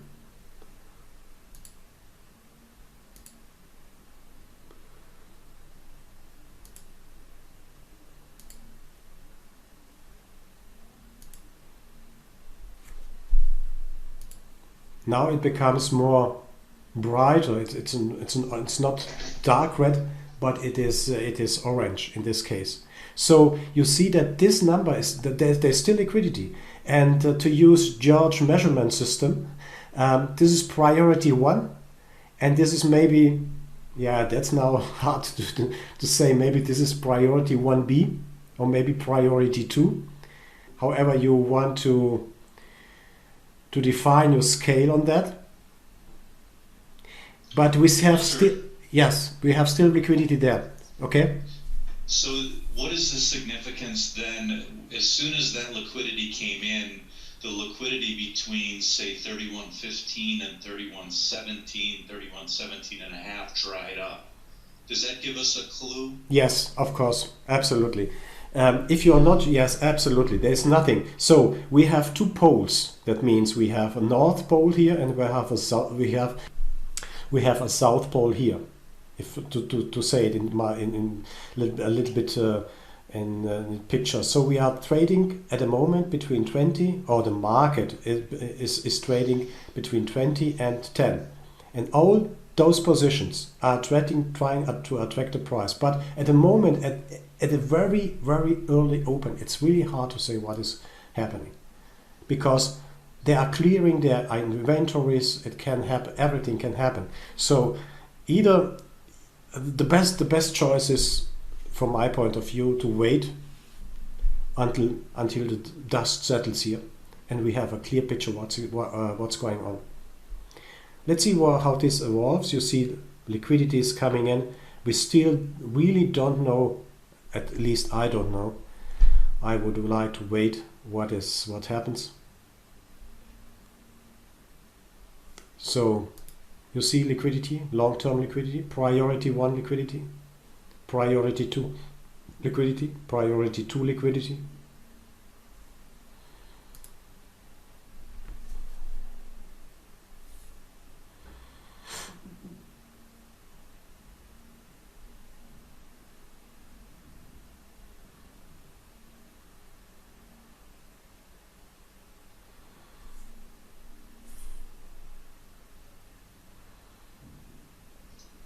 We are not. liquidity with spoofing from above to fill those 13 quarters, 13 halves, and then they pulled, and then price went up. Yeah. See how they are using the mechanism of liquidity to manipulate the market. At the moment, in terms of trading, I don't have any reason to take a position here. I mean, it's fast. It's eightfold here. You see that? Just to save a little bit time. Look here. Business done. Trying to protect this area again. It's a little bit slower. Now they are approaching our first, which was first priority before the open area. This was the 3110 area here. And now it becomes interesting to have a closer look into the order book here in this area.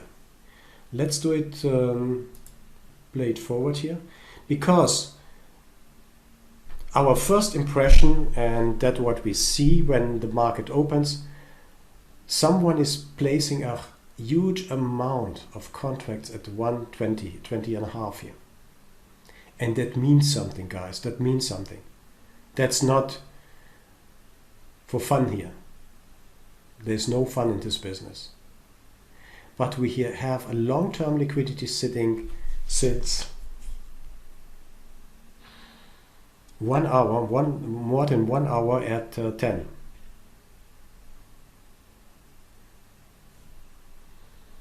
Let's see what is going to happen here.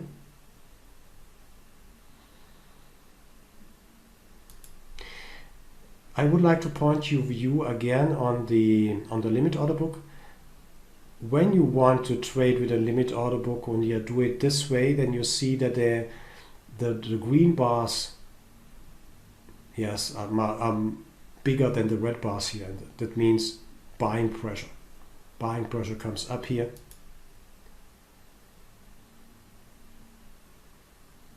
They have still a resistance at 30 even.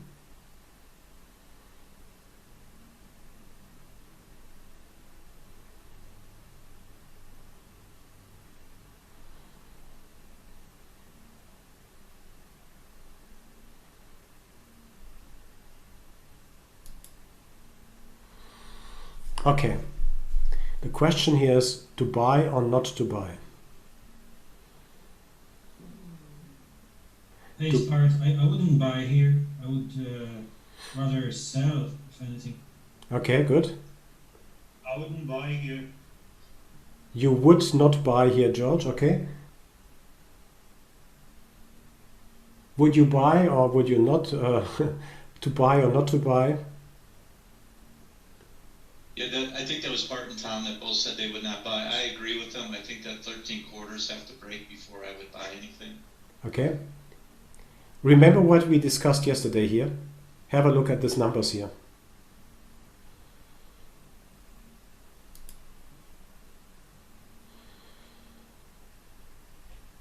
I understand the buying that went on down there, the 487, the 420. I guess, does that trump that resistance at 13 quarter? Because it looks like there was some absorption at 13 even. Yes. And then they came in and are trying to spoof price back down again or yeah. defend. But how do you? Why are you saying they're trying to spoof the price down? What is the reason that you are that you say that? How do you conclude out of this picture of this market that the price is coming down back or going back again? What is the reason? Because of the liquidity that came in at 13 quarter after those, they were filled there at 13 even. Do you mean this liquidity here, 13, 12? Yes. But it's okay, good. We have a certain liquidity here, but we have what we have here is following. The market traded up, consumed everything on the ask side here. You see that? Green dots, green dots, green dots here. That means 30 even was absorbed. And watch here what is happening. It is the same behavior. I know it is, maybe it is, colleagues, it might be scary because we are not used to utilize or to use this information. But have a look at what is happening. They are trying to sell 950 contracts into 12 and 3/4, 12 and 75 here. Look at the pulling and stacking, the quotes delta. It's adding, they are selling, they are adding, they are selling, they are adding. Okay, now I'm with a normal speed here, normal trading speed. So do you see, just a moment, you see what happens here? They traded 1,000 contracts into 12.75 here, 12 and 3/4. Nothing happens. The price, yes, went down for 1-2 ticks, maybe 2 ticks. We will see that.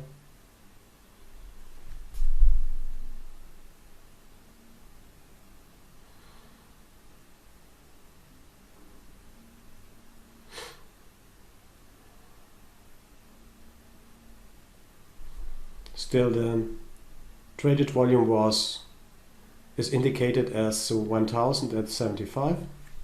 This one.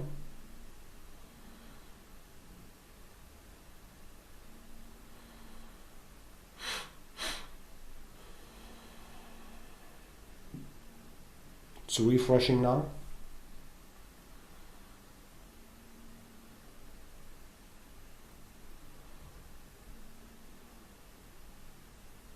And that's what George said. This is a nice liquidity with 350 lots sitting at 13 and a half, 13 and quarter. The question was buy or not to buy. So also here we can see that this 1,000 contracts that they're trying to sell now is 383. Yes, that was the refreshment. So they sold 1,000. The 1,000 was already consumed, and 1,000 is a huge number, and they tried to sell everything into the buys, but everything was consumed at that level. That means we have had a nice absorption here. We have, you see that by this volume bar here, we had a nice absorption at this level, and it happens. This is always the case. We will see that nearly every day, that this level was important for our trading. Now the question is, and should I go in here? If you are brave, you are taking the opportunity to get a fill somewhere around 50, 25, 75 here, somewhere around this, because you see what happened here. Now we have the logical information from the limit order book. We got a huge sell, and everything was absorbed by the buyers. It's absolutely normal that the price is trading a little bit beyond this level. They are trying to protect this level because they want to buy more. You see that? They want to buy more. And now look what happens.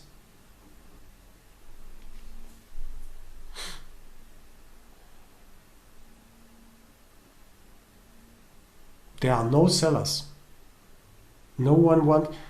We will come back to this, to the exhaustion a little bit later. This peaks here. You see that peaks here? This is the matching engine. The matching engine is asking, is someone willing to trade at 12 even with me? Is someone willing to trade at this price with me? Is someone willing to trade with this price with me? No one is willing to trade this and this prices at this moment. And because this was the absorption area here, around 75. The normal conclusion, or the normal, if we are used and trained and experienced on that, is to look to buy around this area here. to be long. Your risk is, let me theoretically talk about the risk is 12.25, maybe 2 points here, because your stop should be here at 9.75, somewhere here below this liquidity area. We will see that this behavior. We will see this behavior. We will see this behavior when we are talking about accumulation. Accumulation means that the price is coming down. We have a huge absorption, huge volume traded on a certain level, and then the price or the market takes time, maybe 1 hour, half an hour, 1 hour, whatever, to trade around this absorption area here. It's normal that it's going a little bit further down in this case. It's accumulation. All this area is a buy area, but the buy area, the reason for the buy area is, we'll see that, is the absorption which happened before the accumulation starts to work, before everything was accumulated. We had absorption here on this level, and again we saw 1,000 contracts traded at 12.75, at 12 3/4. And now the whole logic fits together, because we said that liquidity is an attractor. Liquidity acts like a magnet. If this is true, if this is true, then the markets must go against this 31.20. And that's the beauty of this technique, and that's the beauty of understanding the market.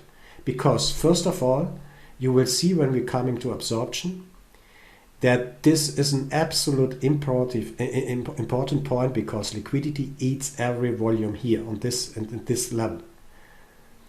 That was the reason for up prices or for rising prices, is not here this level. That's only the accumulation area here. The reason is that there is no more sellers, or not, excuse me, there's not enough sellers to break the prices down, to eat everything on the way down. You see how the volume declines.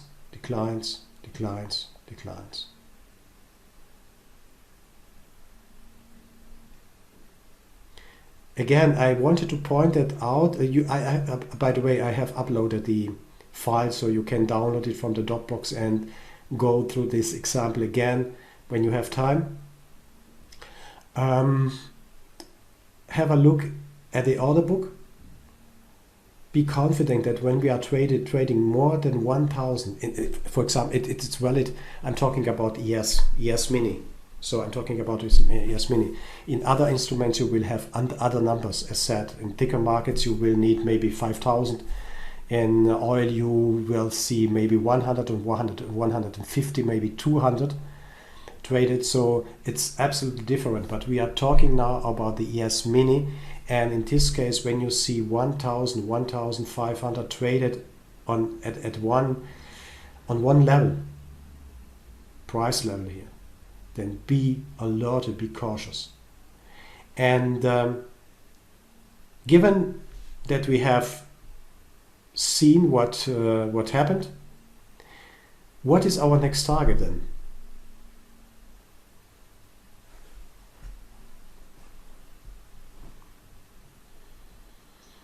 The 20 area, just below it. The 20 area here? Yep. Yes. Yes, I agree. Okay, let's see what happened here.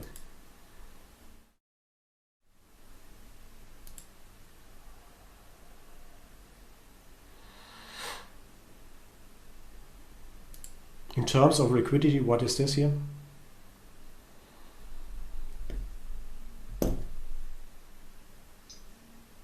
Supporting. Yes, that's sharp short-term high liquidity. Oh, yes. This is what is this, priority 2? Yes, it's priority 2. Liquidity. Again, supporting. Now it's bracketing. We will come to the brackets. It's catching the price between 15 and 13 here.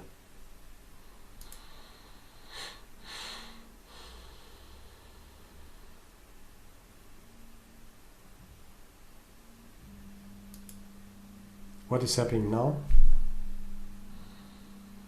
in terms of liquidity?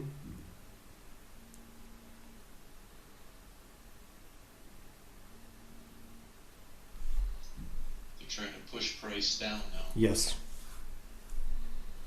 Short-term liquidity down. Yes.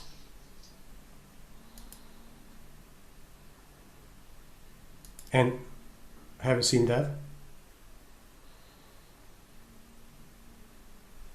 Just let me jump back a little bit. This is yellow now.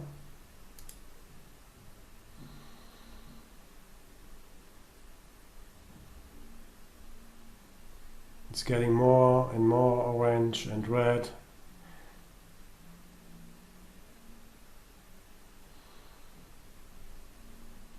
Now they open the ceiling here.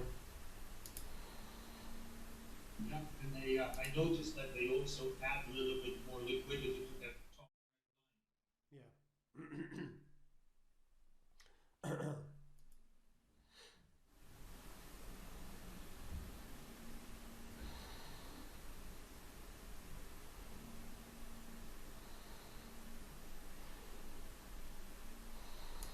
But normally, and that's the ugliest part of the markets, given we are long here, because we recognized it was absorption here, we had a good indication in the order book here to go long, because they sold a lot into the bids and all the buyers absorbed the sellers.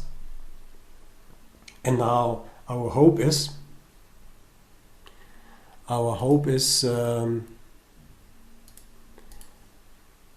that's what I'm hoping, that they are going straight up to this level. So that means I'm in the trade from 45 to 15 minutes. They are touching this 20.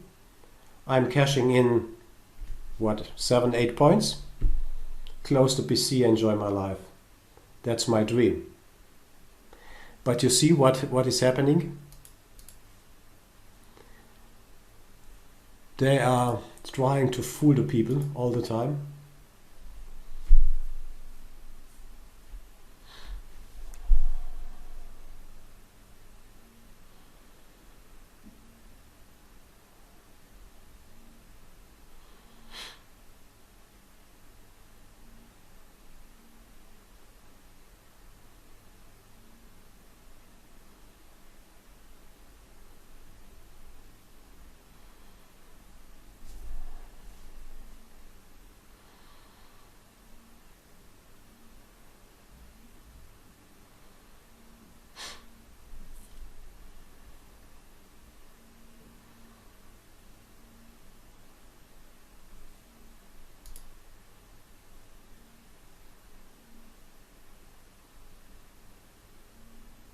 And that's, by the way, a classical retest of the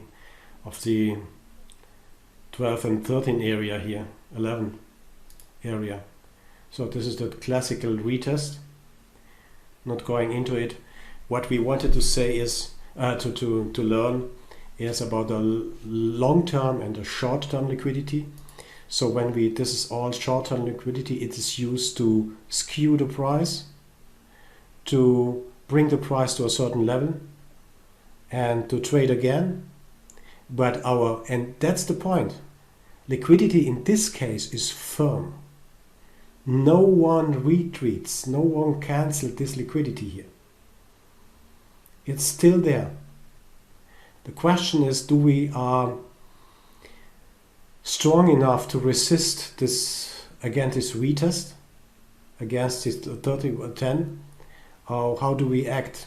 Do we take 5 points out of the market here?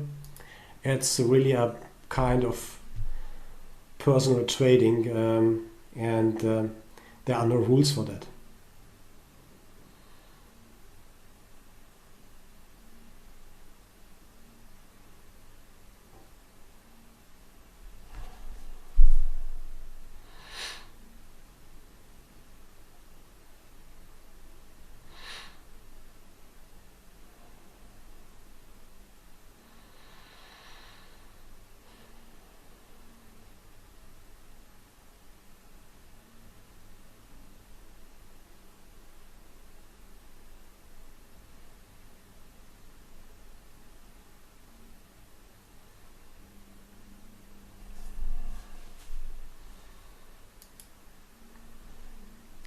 Okay, just to complete this view,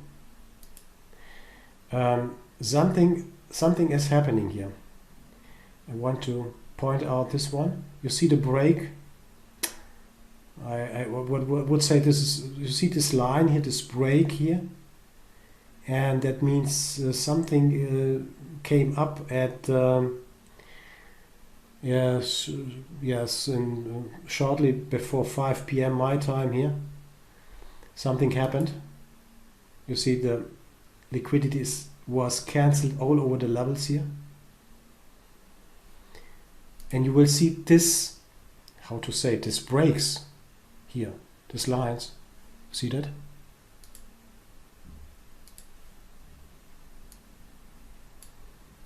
This one here. This is a kind that at that point a lot of liquidity was cancelled on the bid side. For what reasons I don't know.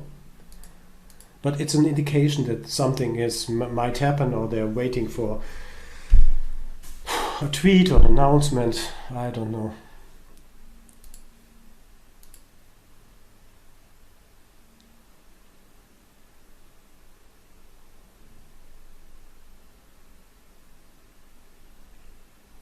Hard to trade, anyway, hard to trade, but what we should keep in mind is, you see that something happened here too, as well here too.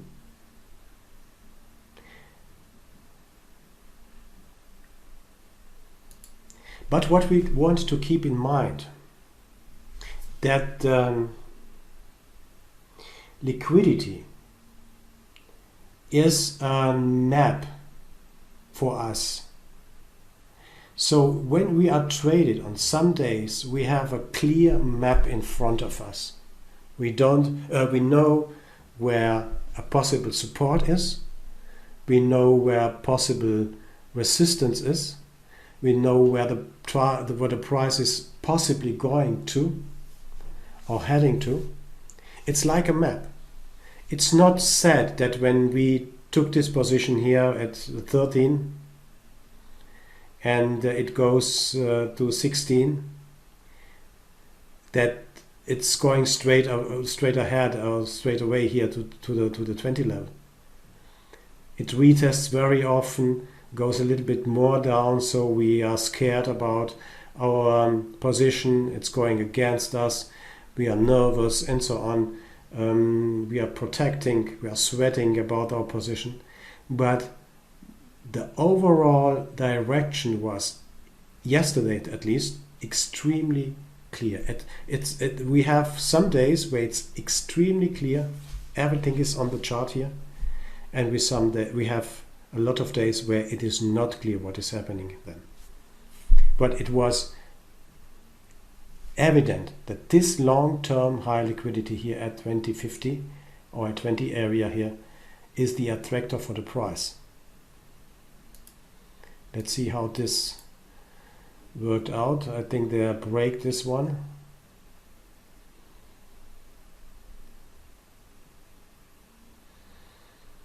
They broke this 20 area. We will talk today about absorption.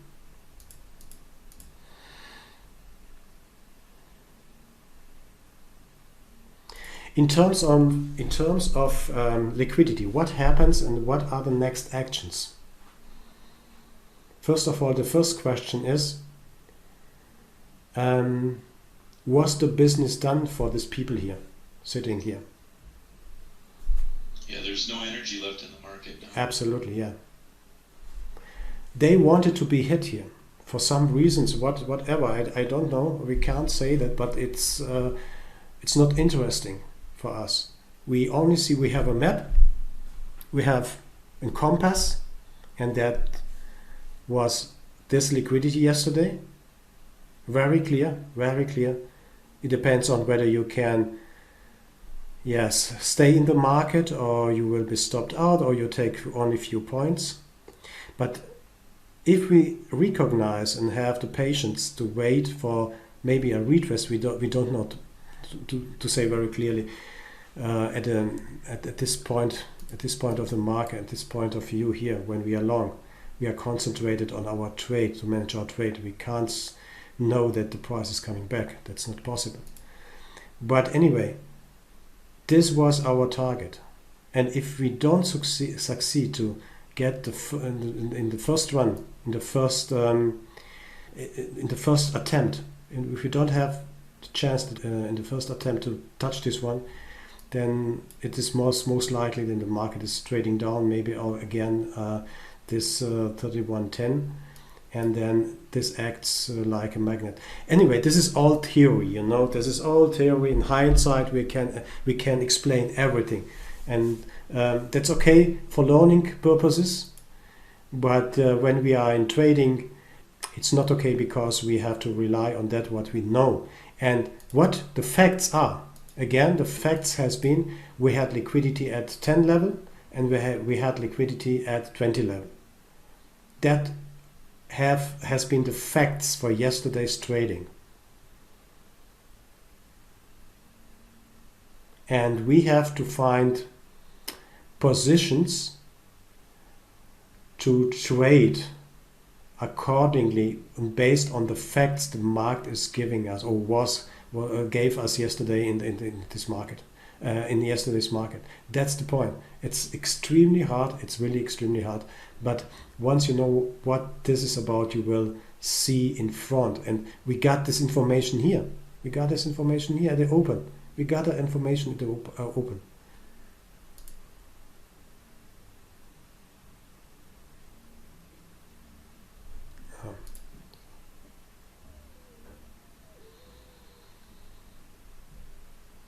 What is the most likely development of this market now?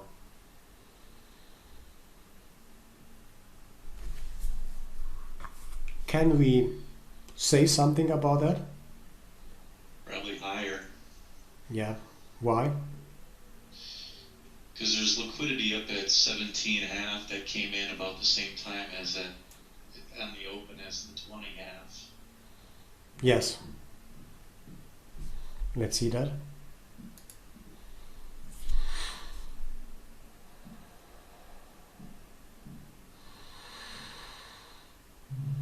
Did you mean 27.5, George? The one that is above? Yes. Yes.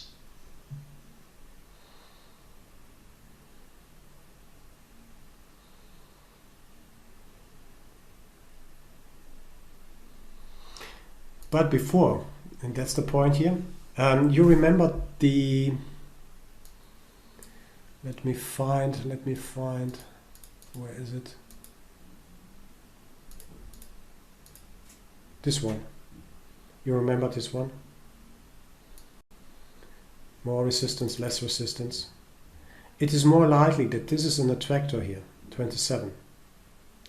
But remember, less and more resistance. Now we have more resistance here on the upside, and we have less resistance on the downside. That means I'm not sure, but I think George is right, that this might be the next point of trading here, or something in between here.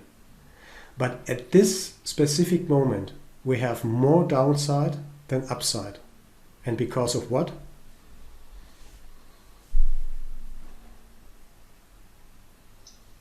So liquidity. Yes. less resistance. Yes, yes. Please keep in mind when we look at this chart. So we have a very clear map. We have had the direction towards this 20 area, but now the picture flipped a little bit because we have less resistance here and a little bit more as resistance here. It's interesting on this. So where we went up to 3118, and the first place where you showed that the liquidity was pulled on the bids below, we went down to find support, and then as we went up to the top, you can see that the liquidity came in on the offers. We went sideways. Yes. Then liquidity was brought in and taken away. It was brought in a little bit on the bids and taken away on the offers. And then we found that support area at the VWAP, and then we reversed and went up. Yeah. And the reason why we will talk about that was this move here, as well as this move. This was a sweep, and as I said, we will come to that. This is an capitulation. This is like a capitulation, but we will talk about that. So you see that how they wanted to they traded around this for about 2 hours in this area, and I have prepared an additional strategy chapter where I'm talking about the time. We will talk about this behavior Thursday or Friday latest, or I think a Thursday, because now we should consider time as our indicator.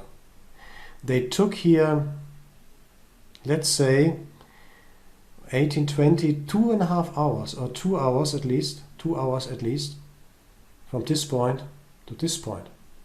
And they didn't bring the price down.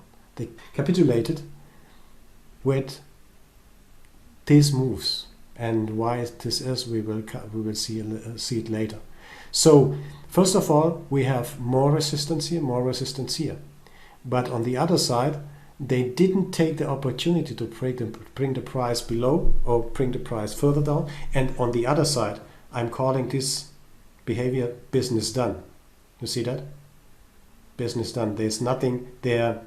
Quit the job and close the office and enjoy the day, hopefully. That's one of really reliable trades you can use for yourself to see if the price is hovering around this area or around a certain price area for 2 hours, 1 hour, 2 hours, and it's not falling behind or dropping below. You can also draw here a rectangle around this area, so something like that, a marker, and then see that it's not dropping. We have a capitulation of the market here, and we have liquidity here, and liquidity acts like a magnet, as we said.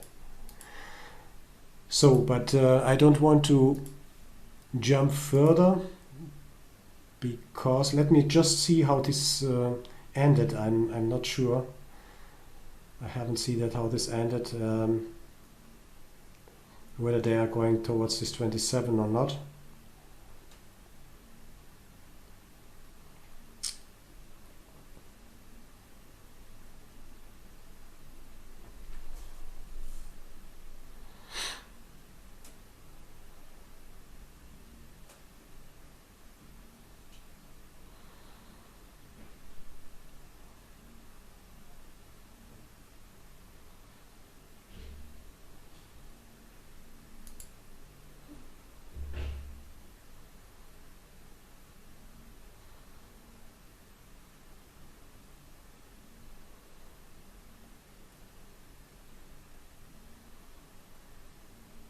Okay, they didn't touch the 27 area, doesn't matter. So our goal was to understand based on solely based on the pure on the liquidity, what the market is likely to do. Maybe if you got to fill here and to exit the market, it was excellent, because the next 2 hours, I guarantee you, were boring like hell. And then if you understand how to use time as an indicator, you could use a long position here for a few points and then cover at this sweep here.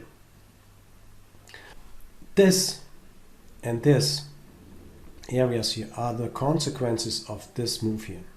We will talk about later that. Okay, good, guys. Any questions to liquidity? Ideas, questions, suggestions? So I know we have not talked about sweeps yet, Walter, but it's interesting to me, and I've never noticed this before.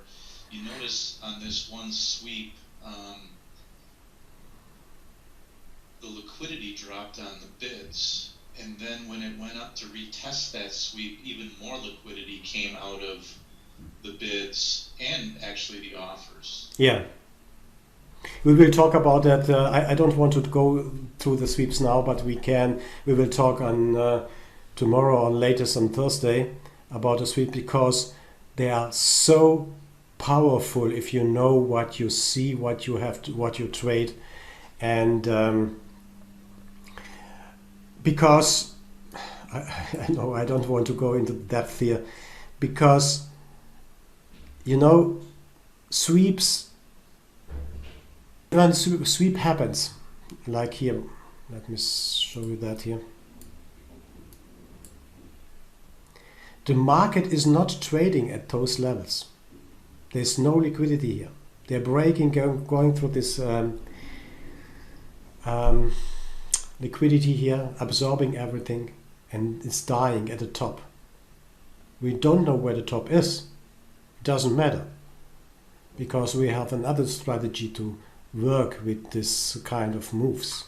But I would say, if you know what volume profile is, then we are talking about low volume nodes here. And if you look extremely sharply into the move, you will see that on some levels there's nothing traded. So the queue was not filled or was not depleted, because the move is so fast, is so brutal, that no one at these levels, 2150, 75, at these levels, were not traded. But let's postpone this a little bit, and we will talk about sweeps a little bit later, because it is really powerful when you know what to watch and what to happen. By the way, liquidity here on the way up. Here, look here. Energy is taken out of the market by absorption. You see that by this big dot, big dot here. And this happens all the way on the way up to the market, and when the market does not have enough energy to buy, then it stacks or it goes sideways. It takes time to find new buyers, for example. So it's a sign for us, for every one of us, that if we are lucky to understand that this is our target, and I tell you guys, there are not many people in the trading world who understand really what is going on and what is happening. So when you see that on that level, then you quit the game and let the market do what the market is doing. If you get here 7-8 points out, that's wonderful, absolutely wonderful.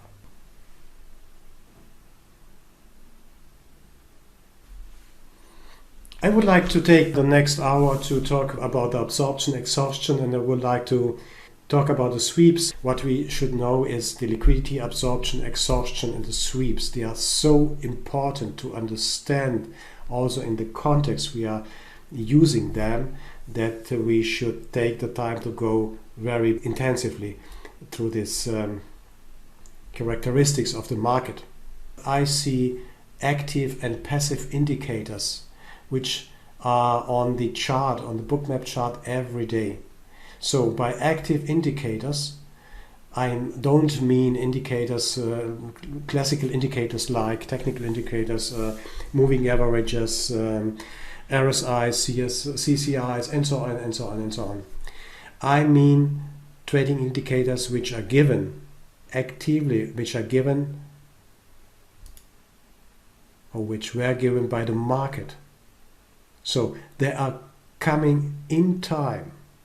They were plotted in time. We don't need to draw anything around. We don't need to draw rectangles, support lines, or whatever. We got everything on this chart, everything we need. In time, no lagging, nothing. The trading indicators or the active indicators are liquidity, absorption, exhaustion, sweeping, and stop runs, which are kind of sweeps.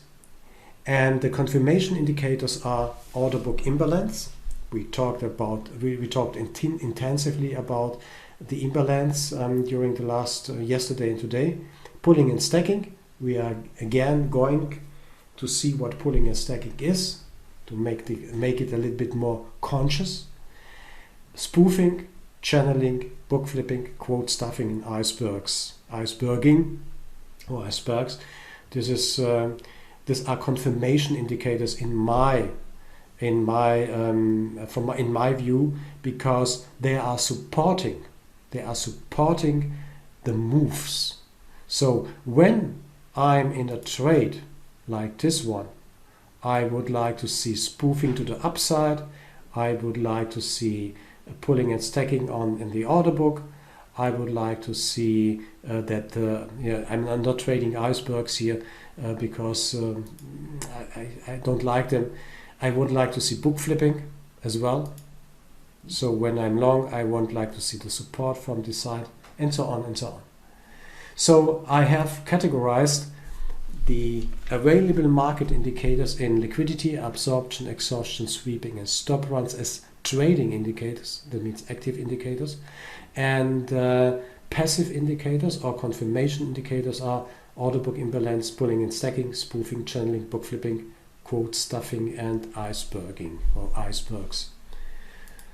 Let's start with absorption. Absorption indicates the presence of one or more market makers who are sufficiently capitalized to consume all orders at a certain price. Absorption meets firm resistance when the limit page of the order book is recharged or stacked with new volume until the entire aggressor volume is consumed. Absorption always happens at price levels with equivalent liquidity. Volume absorbed is equal liquidity allocated. That means that what we have discussed and seen in the liquidity chapter, liquidity needs to be absorbed, or volume needs to be absorbed by liquidity, and that happens at certain levels where liquidity is there and enough volume to take everything out of the market. It happens, of course, with market makers or market participants who are sufficiently capitalized to consume all orders at a certain price. Absorption meets firm resistance when the limit page of the order book is recharged or stacked with new volume until the entire aggressor volume is consumed. Absorption is an absolutely important part of our strategies, of our understanding of markets. Because when volume and liquidity collide, then absorption happens, then energy is taken out of the market. It's unfortunately it's not so easy, because it's easy to classify absorption what it is, but absorption, as you will see, can happen on several levels.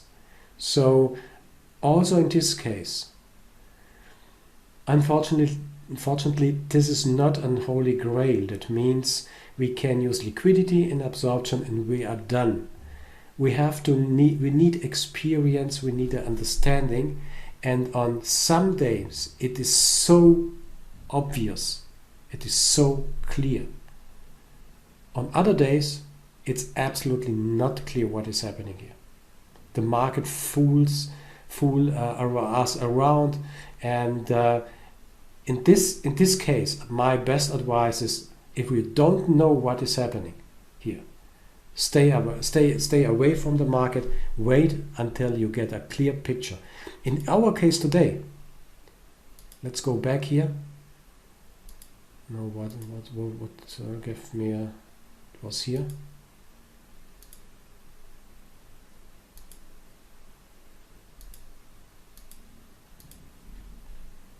In our case today, in our case yesterday, it was absolutely clear what is going to happen.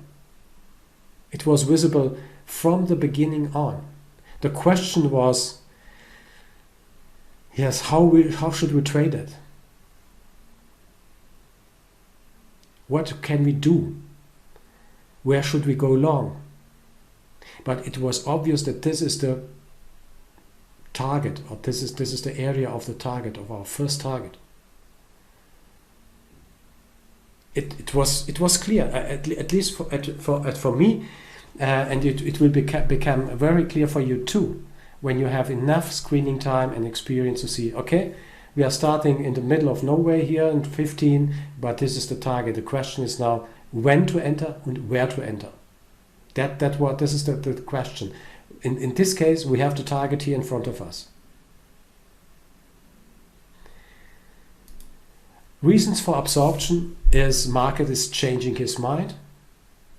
Traders has reached their target, business done. Distribution or accumulation takes place. Covering or flatten open positions. Adding on or opening new positions. And this covering or flatten open positions can happen over more than one price level, and adding or opening new positions can also happen over more than one price level. So we will see how this works, but first let's come first to the theory. We will see in some cases that absorption happens over several levels until the move exhausted or is exhausting, and that means in some cases we will see that absorption takes place and the price is going further down or further up because the participants or the market makers or the market participants covered their positions before the low. The low happens not because of the covering, but because uninformed traders are still trading. They are hoping that other trader will support their move. When do I know when others follow me? When do I know when others follow me? That's the point. And when you miss something like that here,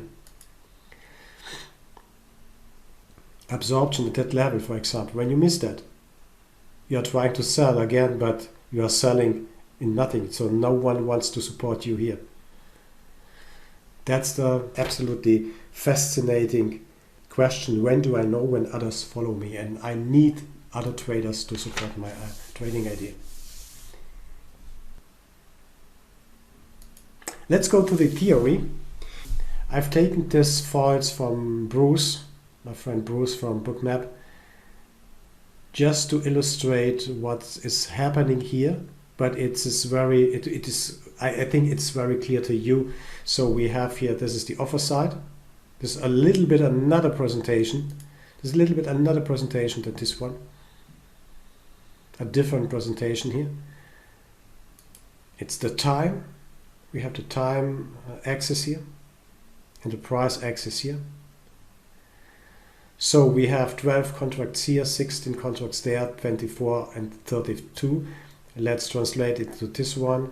We have 32 contracts here, 24 contracts here, 16 contracts here, and 12 contracts here already. That's always okay, everything okay.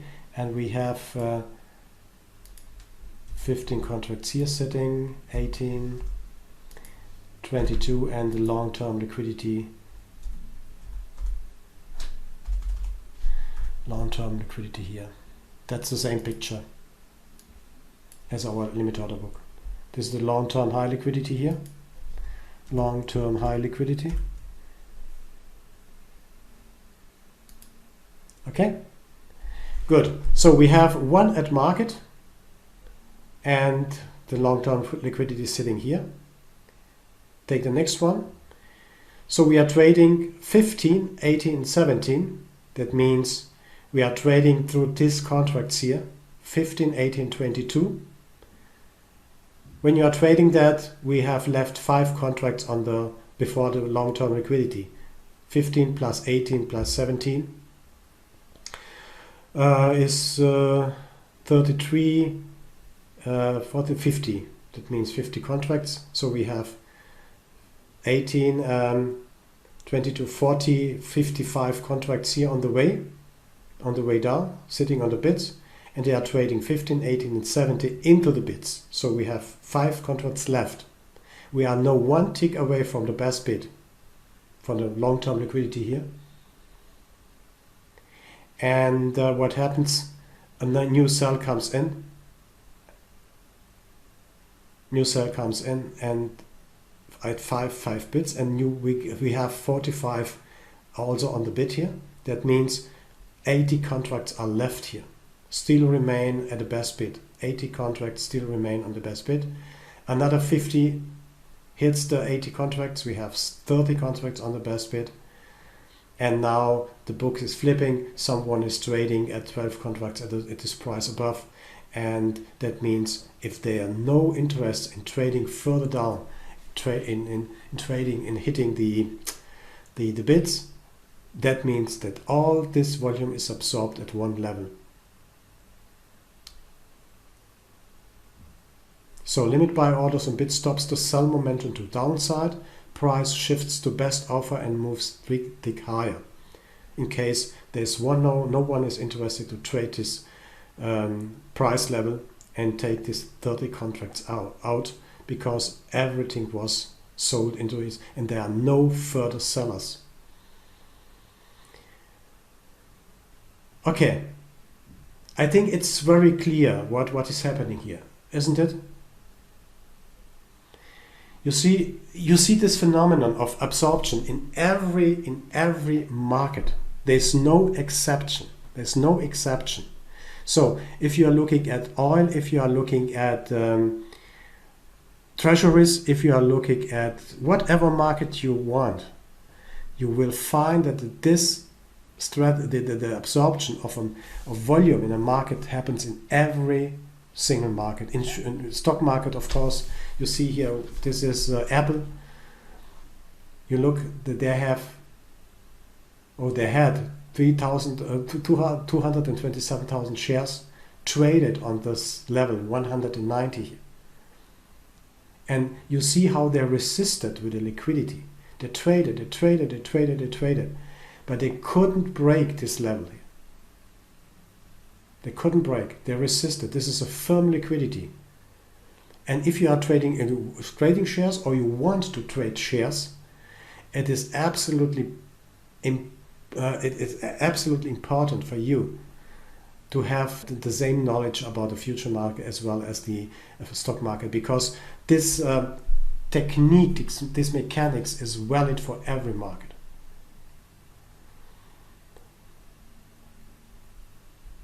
Now you see that on this picture too, absorption took place at 36 here.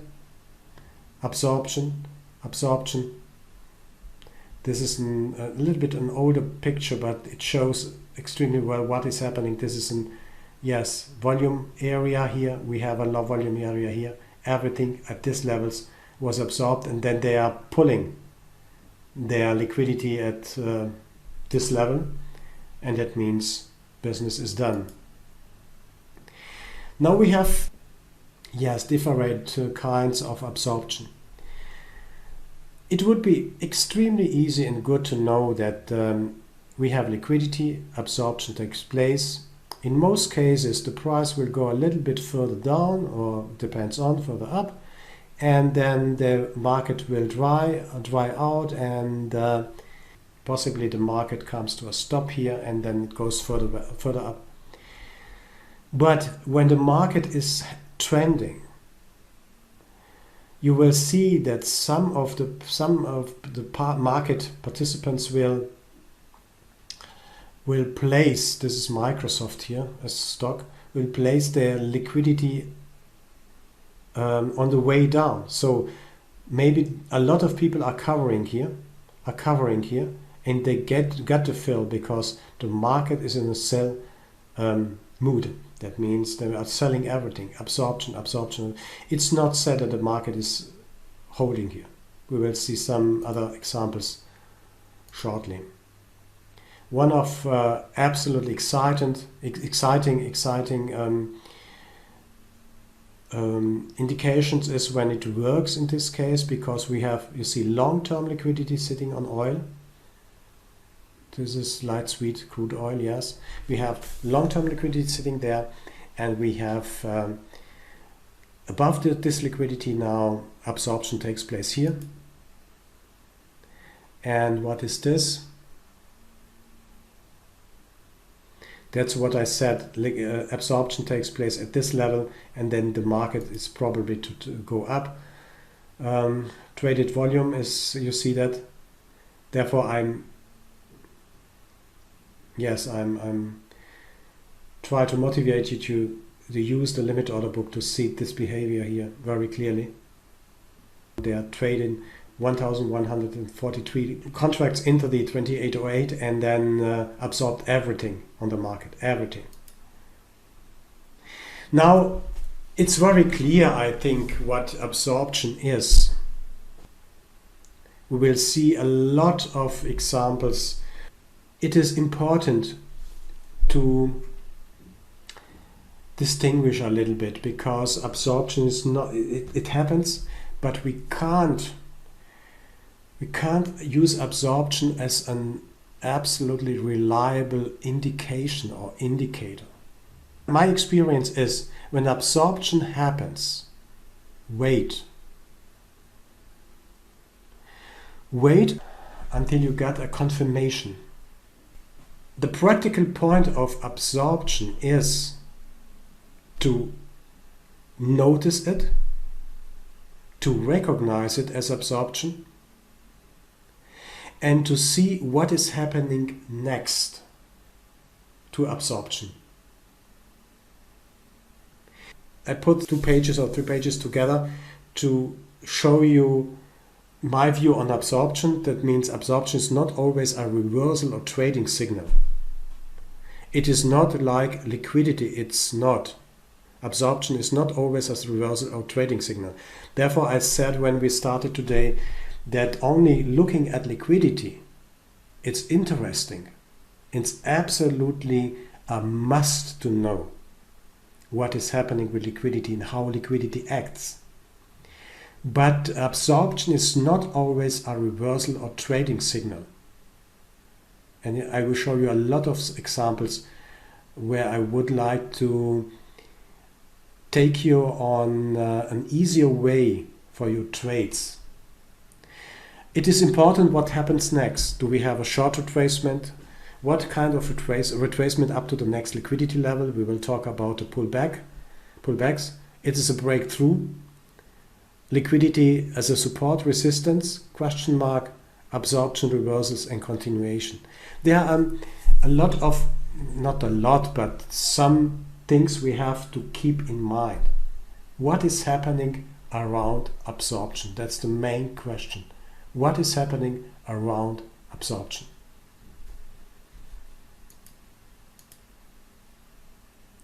To illustrate that, I have put 3 examples, most common examples you will see and spot every day. No, this is the liquidity level. Now the price is trading, the market is trading down towards this liquidity level.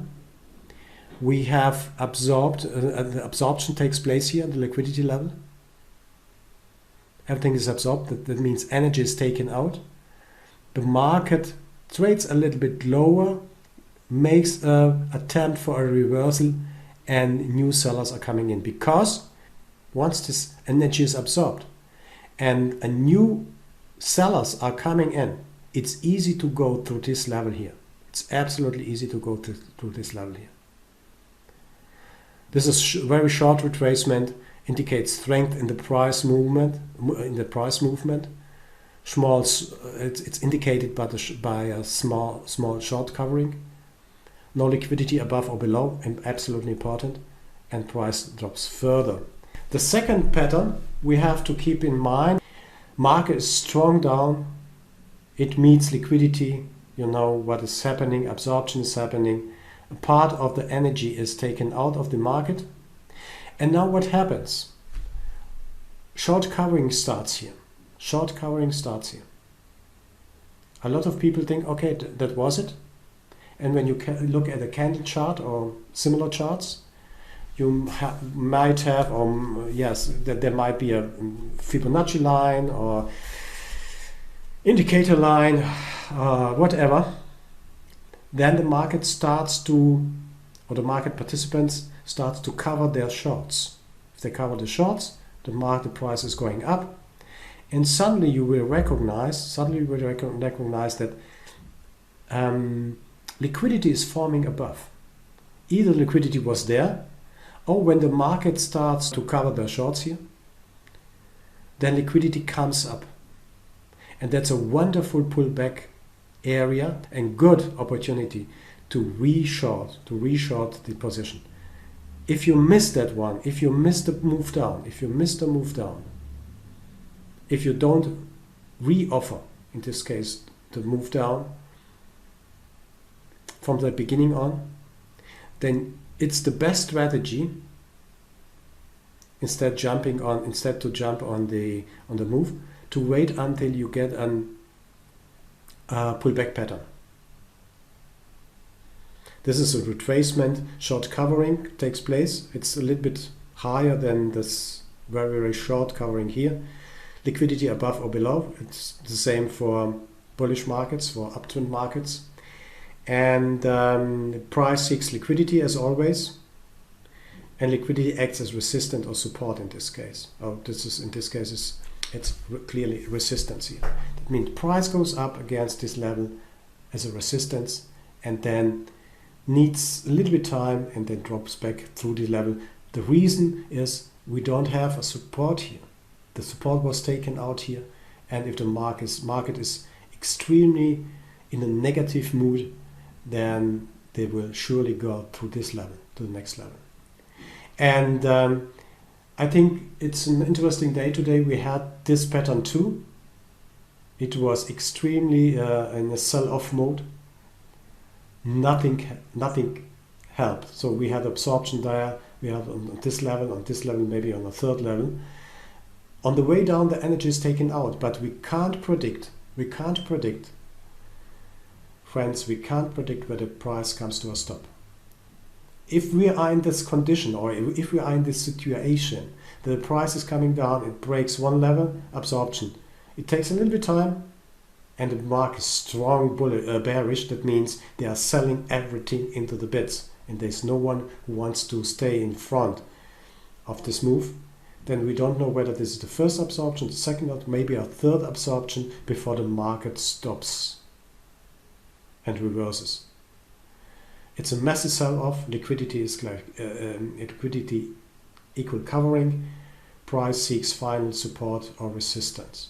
So it takes time. We don't know in this move, in this very brutal down move, all laws about the liquidity and absorption we have talked about, and the prioritization we talked about. It's not valid in this case here. When we come to the strategies, then you will remember all these pieces. All these pieces fits together like a puzzle pieces or parts. They fit together to a complete picture. It is not possible to say when we see liquidity we have to sell or to buy. It's not possible. It works, yes, but it's not 100% reliable.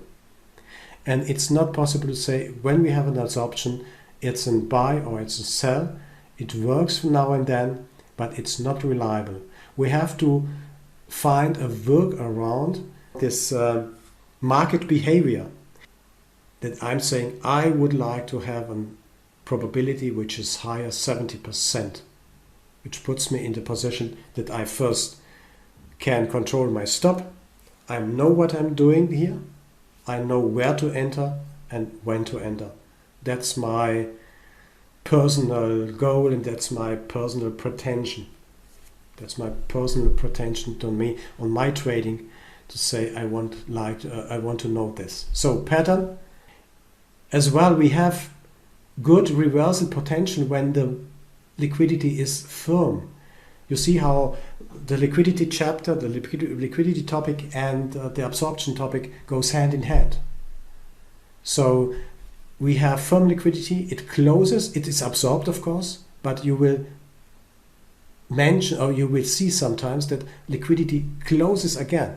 They stack to the liquidity on the offer or bid side, it doesn't matter. It's valid for both sides. Once this is the reversal situation and we have an absorption continuation, that means we have the prices hitting the liquidity here, the volume is absorbed, it needs time, that means it makes a retracement, and that's nearly always the time. Depends on, is this retracement only a few ticks or few points? That's the question. And then it continues up, and then what happens then? Book is flipping. That means they are supporting the move up into the next level, to the next liquidity level, which is probably sitting here around. And the same is also valid for the downside. So this is where we should have to work around. Please keep this in mind. It's very easy. So if you hear or see that the first time, I know it's a little bit, it's not a little bit, but it's overwhelming. So you have to fit this knowledge into your trading. When you often see this one, absorption, this was a short retracement here,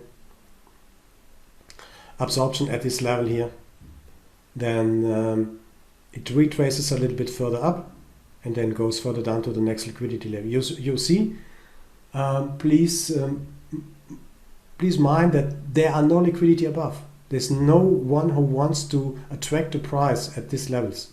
Liquidity is below. Liquidity acts a magnet as always.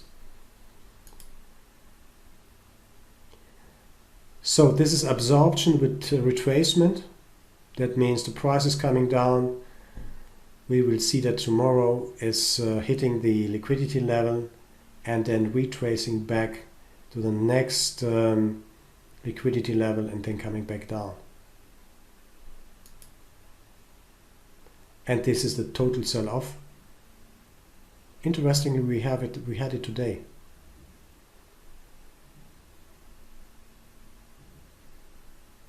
Either you are in, you are short, or you are not short, but when you are not short, then wait for a retracement, but there is nothing. You see that very clearly, there is nothing to trade here.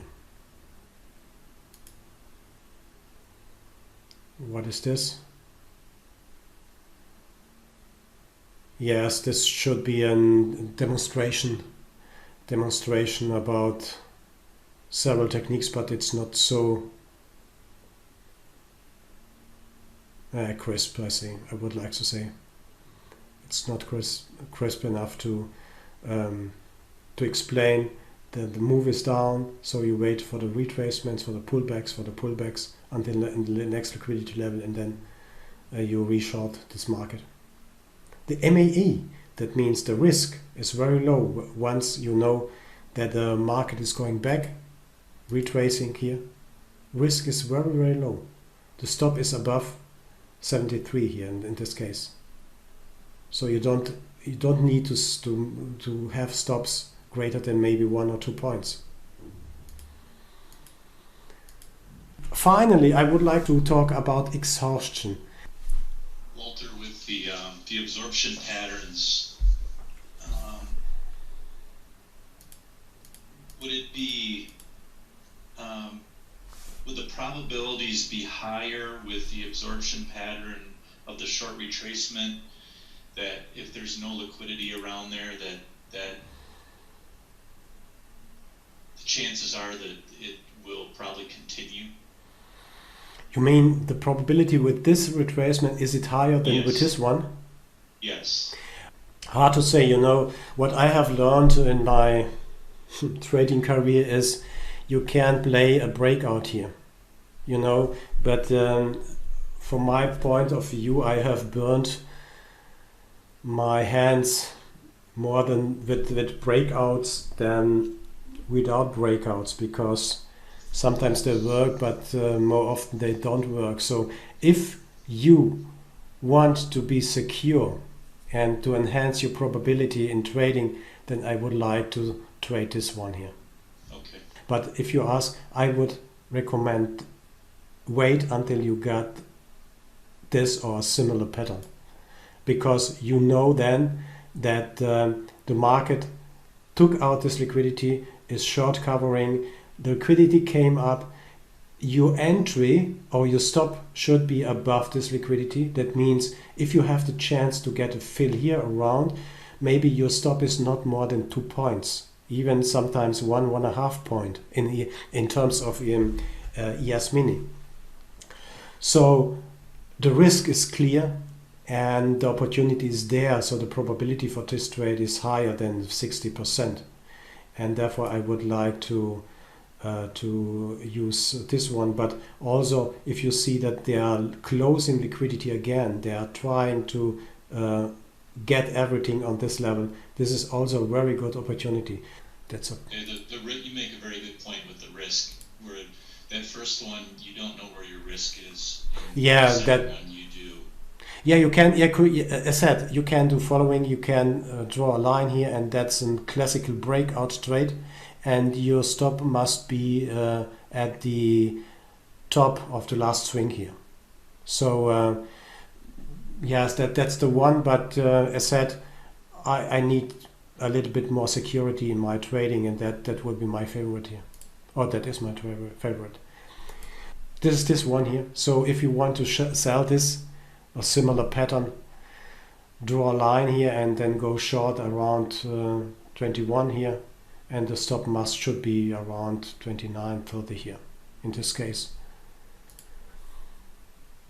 That's the more secure. You will see that when we talk about today's trading, there are several good opportunities where the absorption takes place.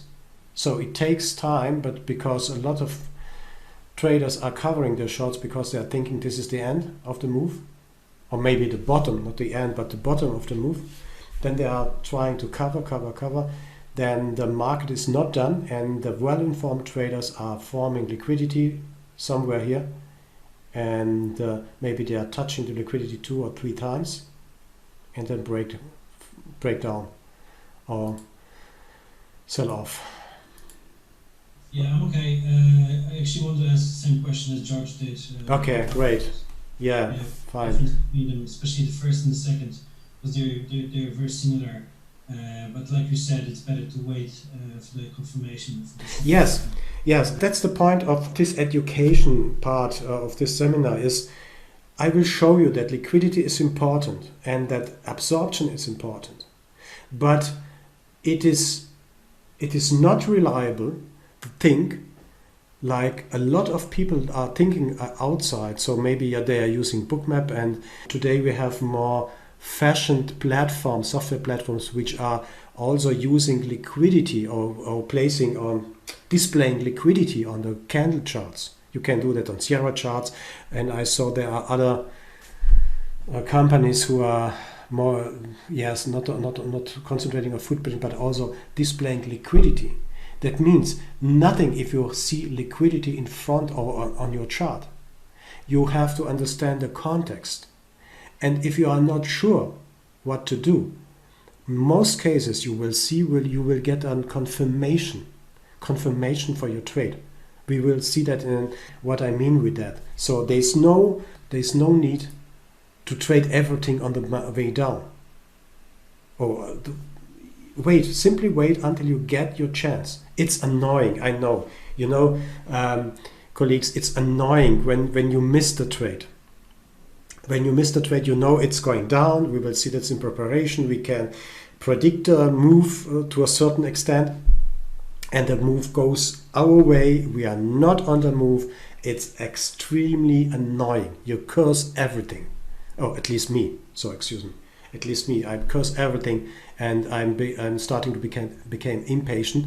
But that's the wrong strategy. So discipline is needed. Then, because this market meets liquidity, hits liquidity, it comes to an absorption. That means it takes time to find another buyer or another seller, and during this time you have enough time to reconsider your position and say, okay, that's the scenario I would like to do, because I have a reason 1, liquidity, I have a reason 2, I have an absorption here, and I'm entering at the lowest possible risk.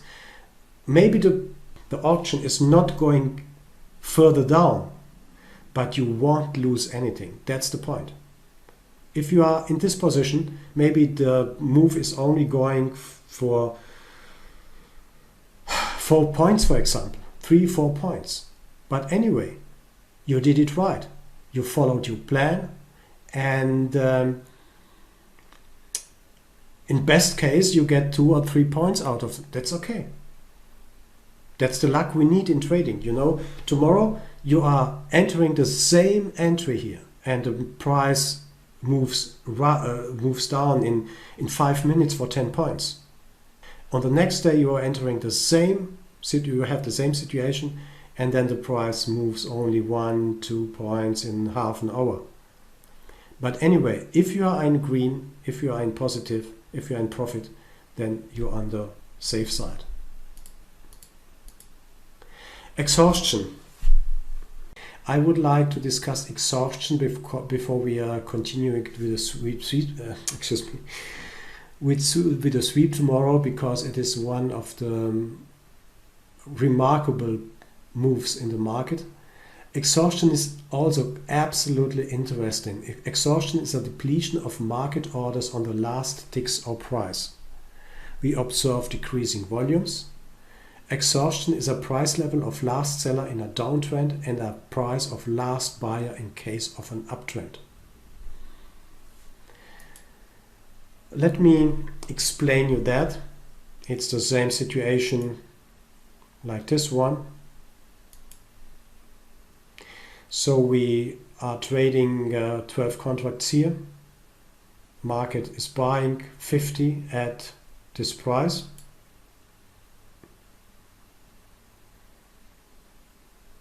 Now the market is trading lower, 15, 13 on the best bid. Let me see, what was this? 15, 13, 10 and 8 contracts. So they're trading and hitting the bid here. 10 contracts remain before the best bid. They are selling 5 contracts. That means we have still 5 contracts on the current price on the best bid. So sell again 5 contracts and nothing happens. And then suddenly one comes back and trading on the offer and lift the price.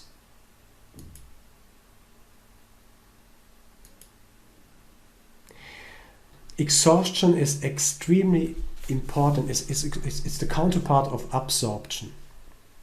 Let me show you what exhaustion is. You will see very low volume trading at one price. We also see divergences here. You see that?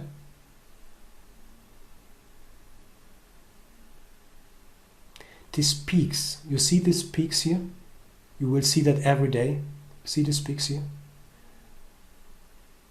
No one wants to trade at 92. It is the same behavior. It is absolutely the same one. I will show you another picture. The matching engine, the CME matching engine. Please go back to CME. I will collect the web links of CME if you are interested to understand what a CME matching engine is.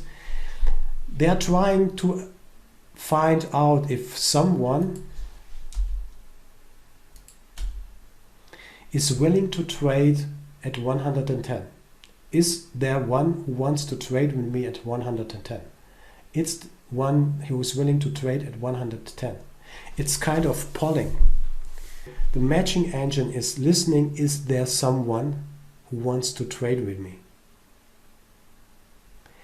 And here it's the same.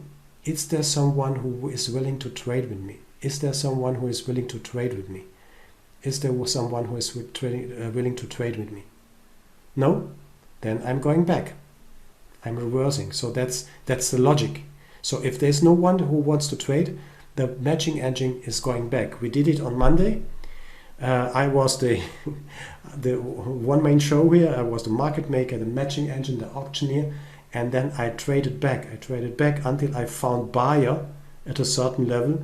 Then the order were filled and I traded back up.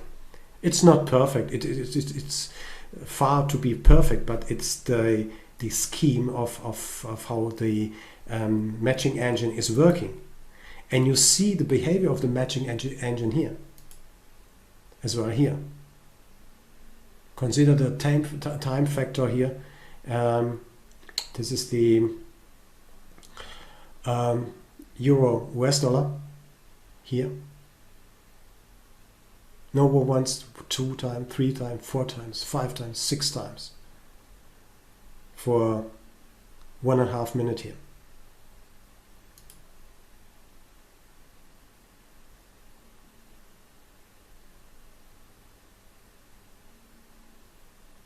This was absorption on this level, and then the market is going down and trying to trade, and somewhere in this market there is no interest. There is no further interest in trading the 20 level, for example. I'm just looking. Let me see where I'm looking for a chart. 127.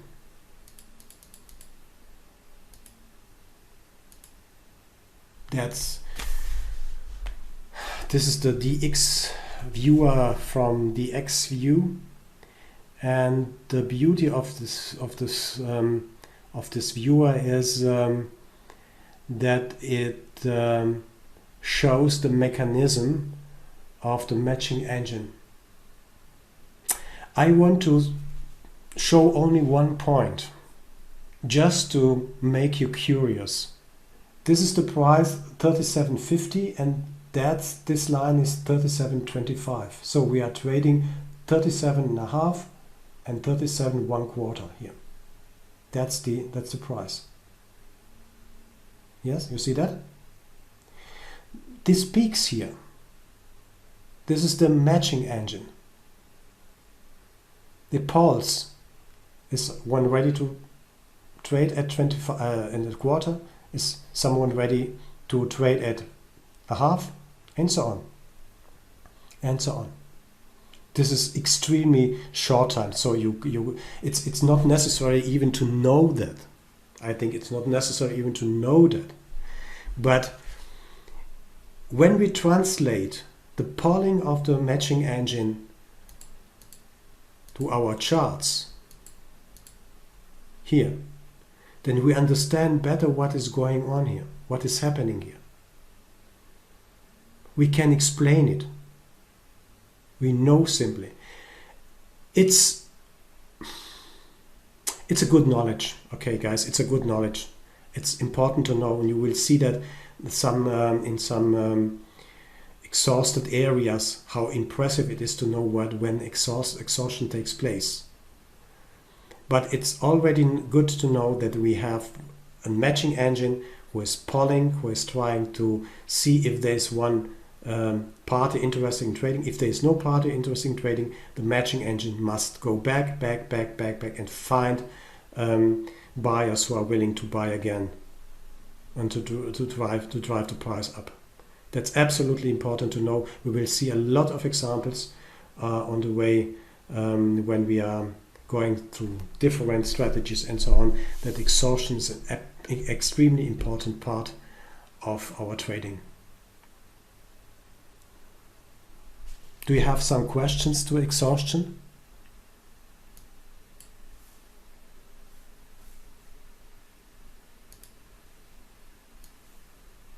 Walter, would it be fair to say when you see,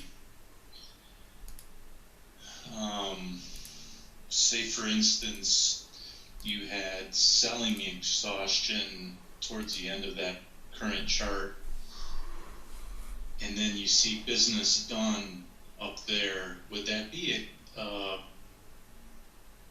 confirmation that price is the pressure to go down? Yes, absolutely. The disadvantage, yes, absolutely. But the disadvantage of business done is that it happens, I will not say long, but it happens time after the absorption and after the exhaustion here. So business done is an extremely helpful indicator. Absolutely. No doubt about that. But it happens few minutes after this business was really done here. So because they reached what they wanted, they canceled everything here. It's let me say that, what is 10 and 16? That means 6 minutes. So after this liquidation, after this absorption, they took it took 6 minutes before they canceled everything. Now you are safe. You are sure that this was a sell here. So as you see in that second level down where you have the second circle, yeah, from the left, at that 2720 area, 21 or 2075, you had some buy exhaustion there. And then you have, absolutely, yeah. The point, the engine, as you said, pulls this one, asks for, what is this, 21? To trade at 21, or is he willing to trade at 21 with me? No, George is not ready. Is he willing here? No, he's not ready. No, he's not. Okay, when George is not ready to trade with me at 21, then I'm asking the next one, who is ready to trade at 2075 with me? And so on and so on. And if this happens, you will get additional information that there is no intention to buy the market in this case. And so the consequences are, if there's no one ready to buy the market at this point here, then the market is going down. But we know liquidity is a magnet, and so we are trading. This was absorption. When we are entering, then that's our target here at what is this, 18 area here, 2018 area here. We can take this as an exhausted area and trade and sell the contracts until the market reaches this 18 area here. Yeah, it's really fascinating to me as we get more knowledge from you, Walter, that for instance in that area they were bracketing, so at 23, the liquidity was probably 1A and maybe 1B down at 18 or vice versa, and then you see the exhaustion here, and then as you move you can see how hierarchy maybe 2 is the offers coming down with price, and then you see the absorption at 18. However, you see the now hierarchy 1 is now down at 16, and then you see exhaustion, and you see the short-term high liquidity come in at 1975. Yeah, it's really fascinating to me to break this down now. Yeah, absolutely.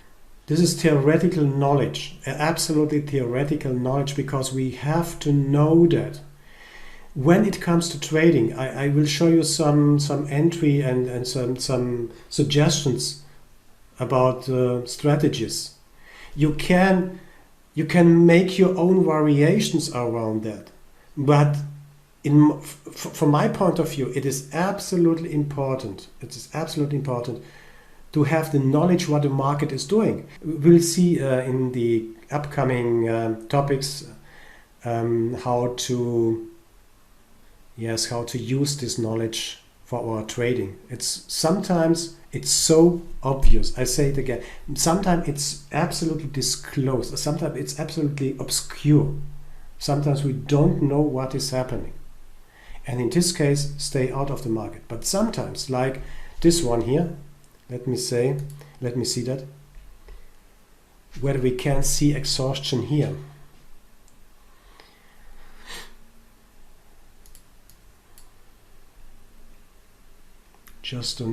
We had absorption at this level. And you see what is happening here. We had absorption. I think this was the level with 1000 on it.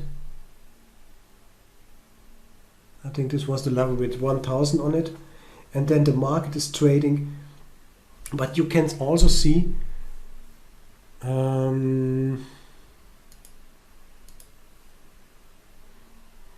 trading here. You can also see that the volume is depleting, is lower and lower. You see the matching engine is the one who wants to trade at 12.50 with me and so on.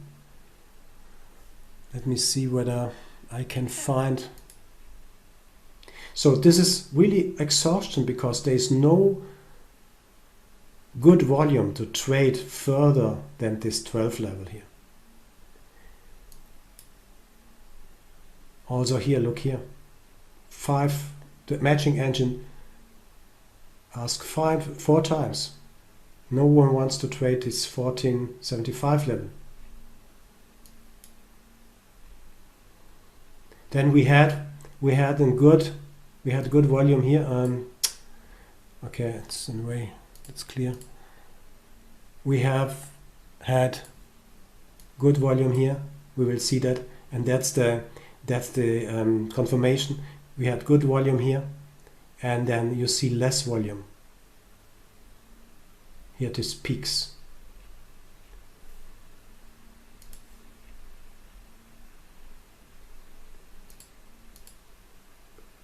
Let me see the exhaustion and the liquidity level. Whether we can see here. Yes, that's really a nice one here. You see that? We have huge volume or good volume, which is going up into the liquidity level. It was absorption here. And then watch what is happening here.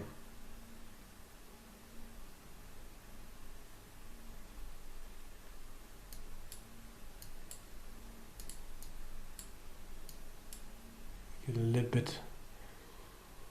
You see that? Let me see, what is this? This is 15 traded at 2075, 21 traded at 2075, and 12 traded and at 23 quarters here. No, nothing. These are guys or traders who really don't know what is happening here or what happened here.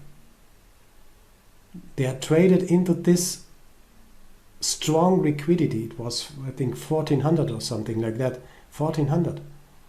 And then market dries out because the energy is out of the market. The energy was taken out of the market here, and the last one was taken out of the market here.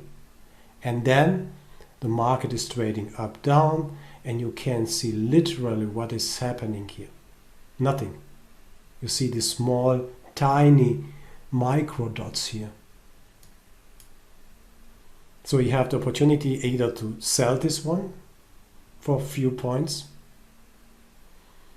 but it's really demanding, or you will take the opportunity to buy this one maybe at some levels here, because we said that price is seeking liquidity here.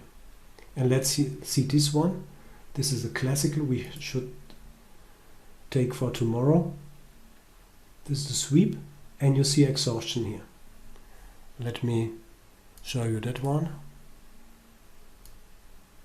Massive divergence. This is a massive divergence. You see that? And you see exhaustion here. You can measure exhaustion by the volume bars, And also you can measure exhaustion with your eyes, seeing that there is nothing around here. And you will be awarded with 2 points, at least 2 points here. Look at the liquidity drop there, Yeah, just Two. before, at the end of the exhaustion. yes. Okay, we will have enough examples here to discuss, but what is important to go through this theoretical discussion, because you should be aware and you should sharpen your conscience, because this all gives you an absolutely clear picture what is going on. Maybe not on Monday, not on Tuesday next week, but if you keep this in mind and watch it every day in your traded instrument, you will see that also on ZB. You see that in ZB here, for example. That's a nice one. We have absorption here.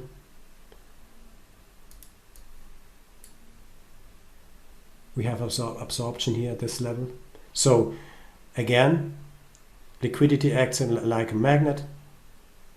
The price is heading up, heading up, heading up, heading up, because this was our target, absorption. And I'm sure this is exhaustion here. Look here. Exhaustion.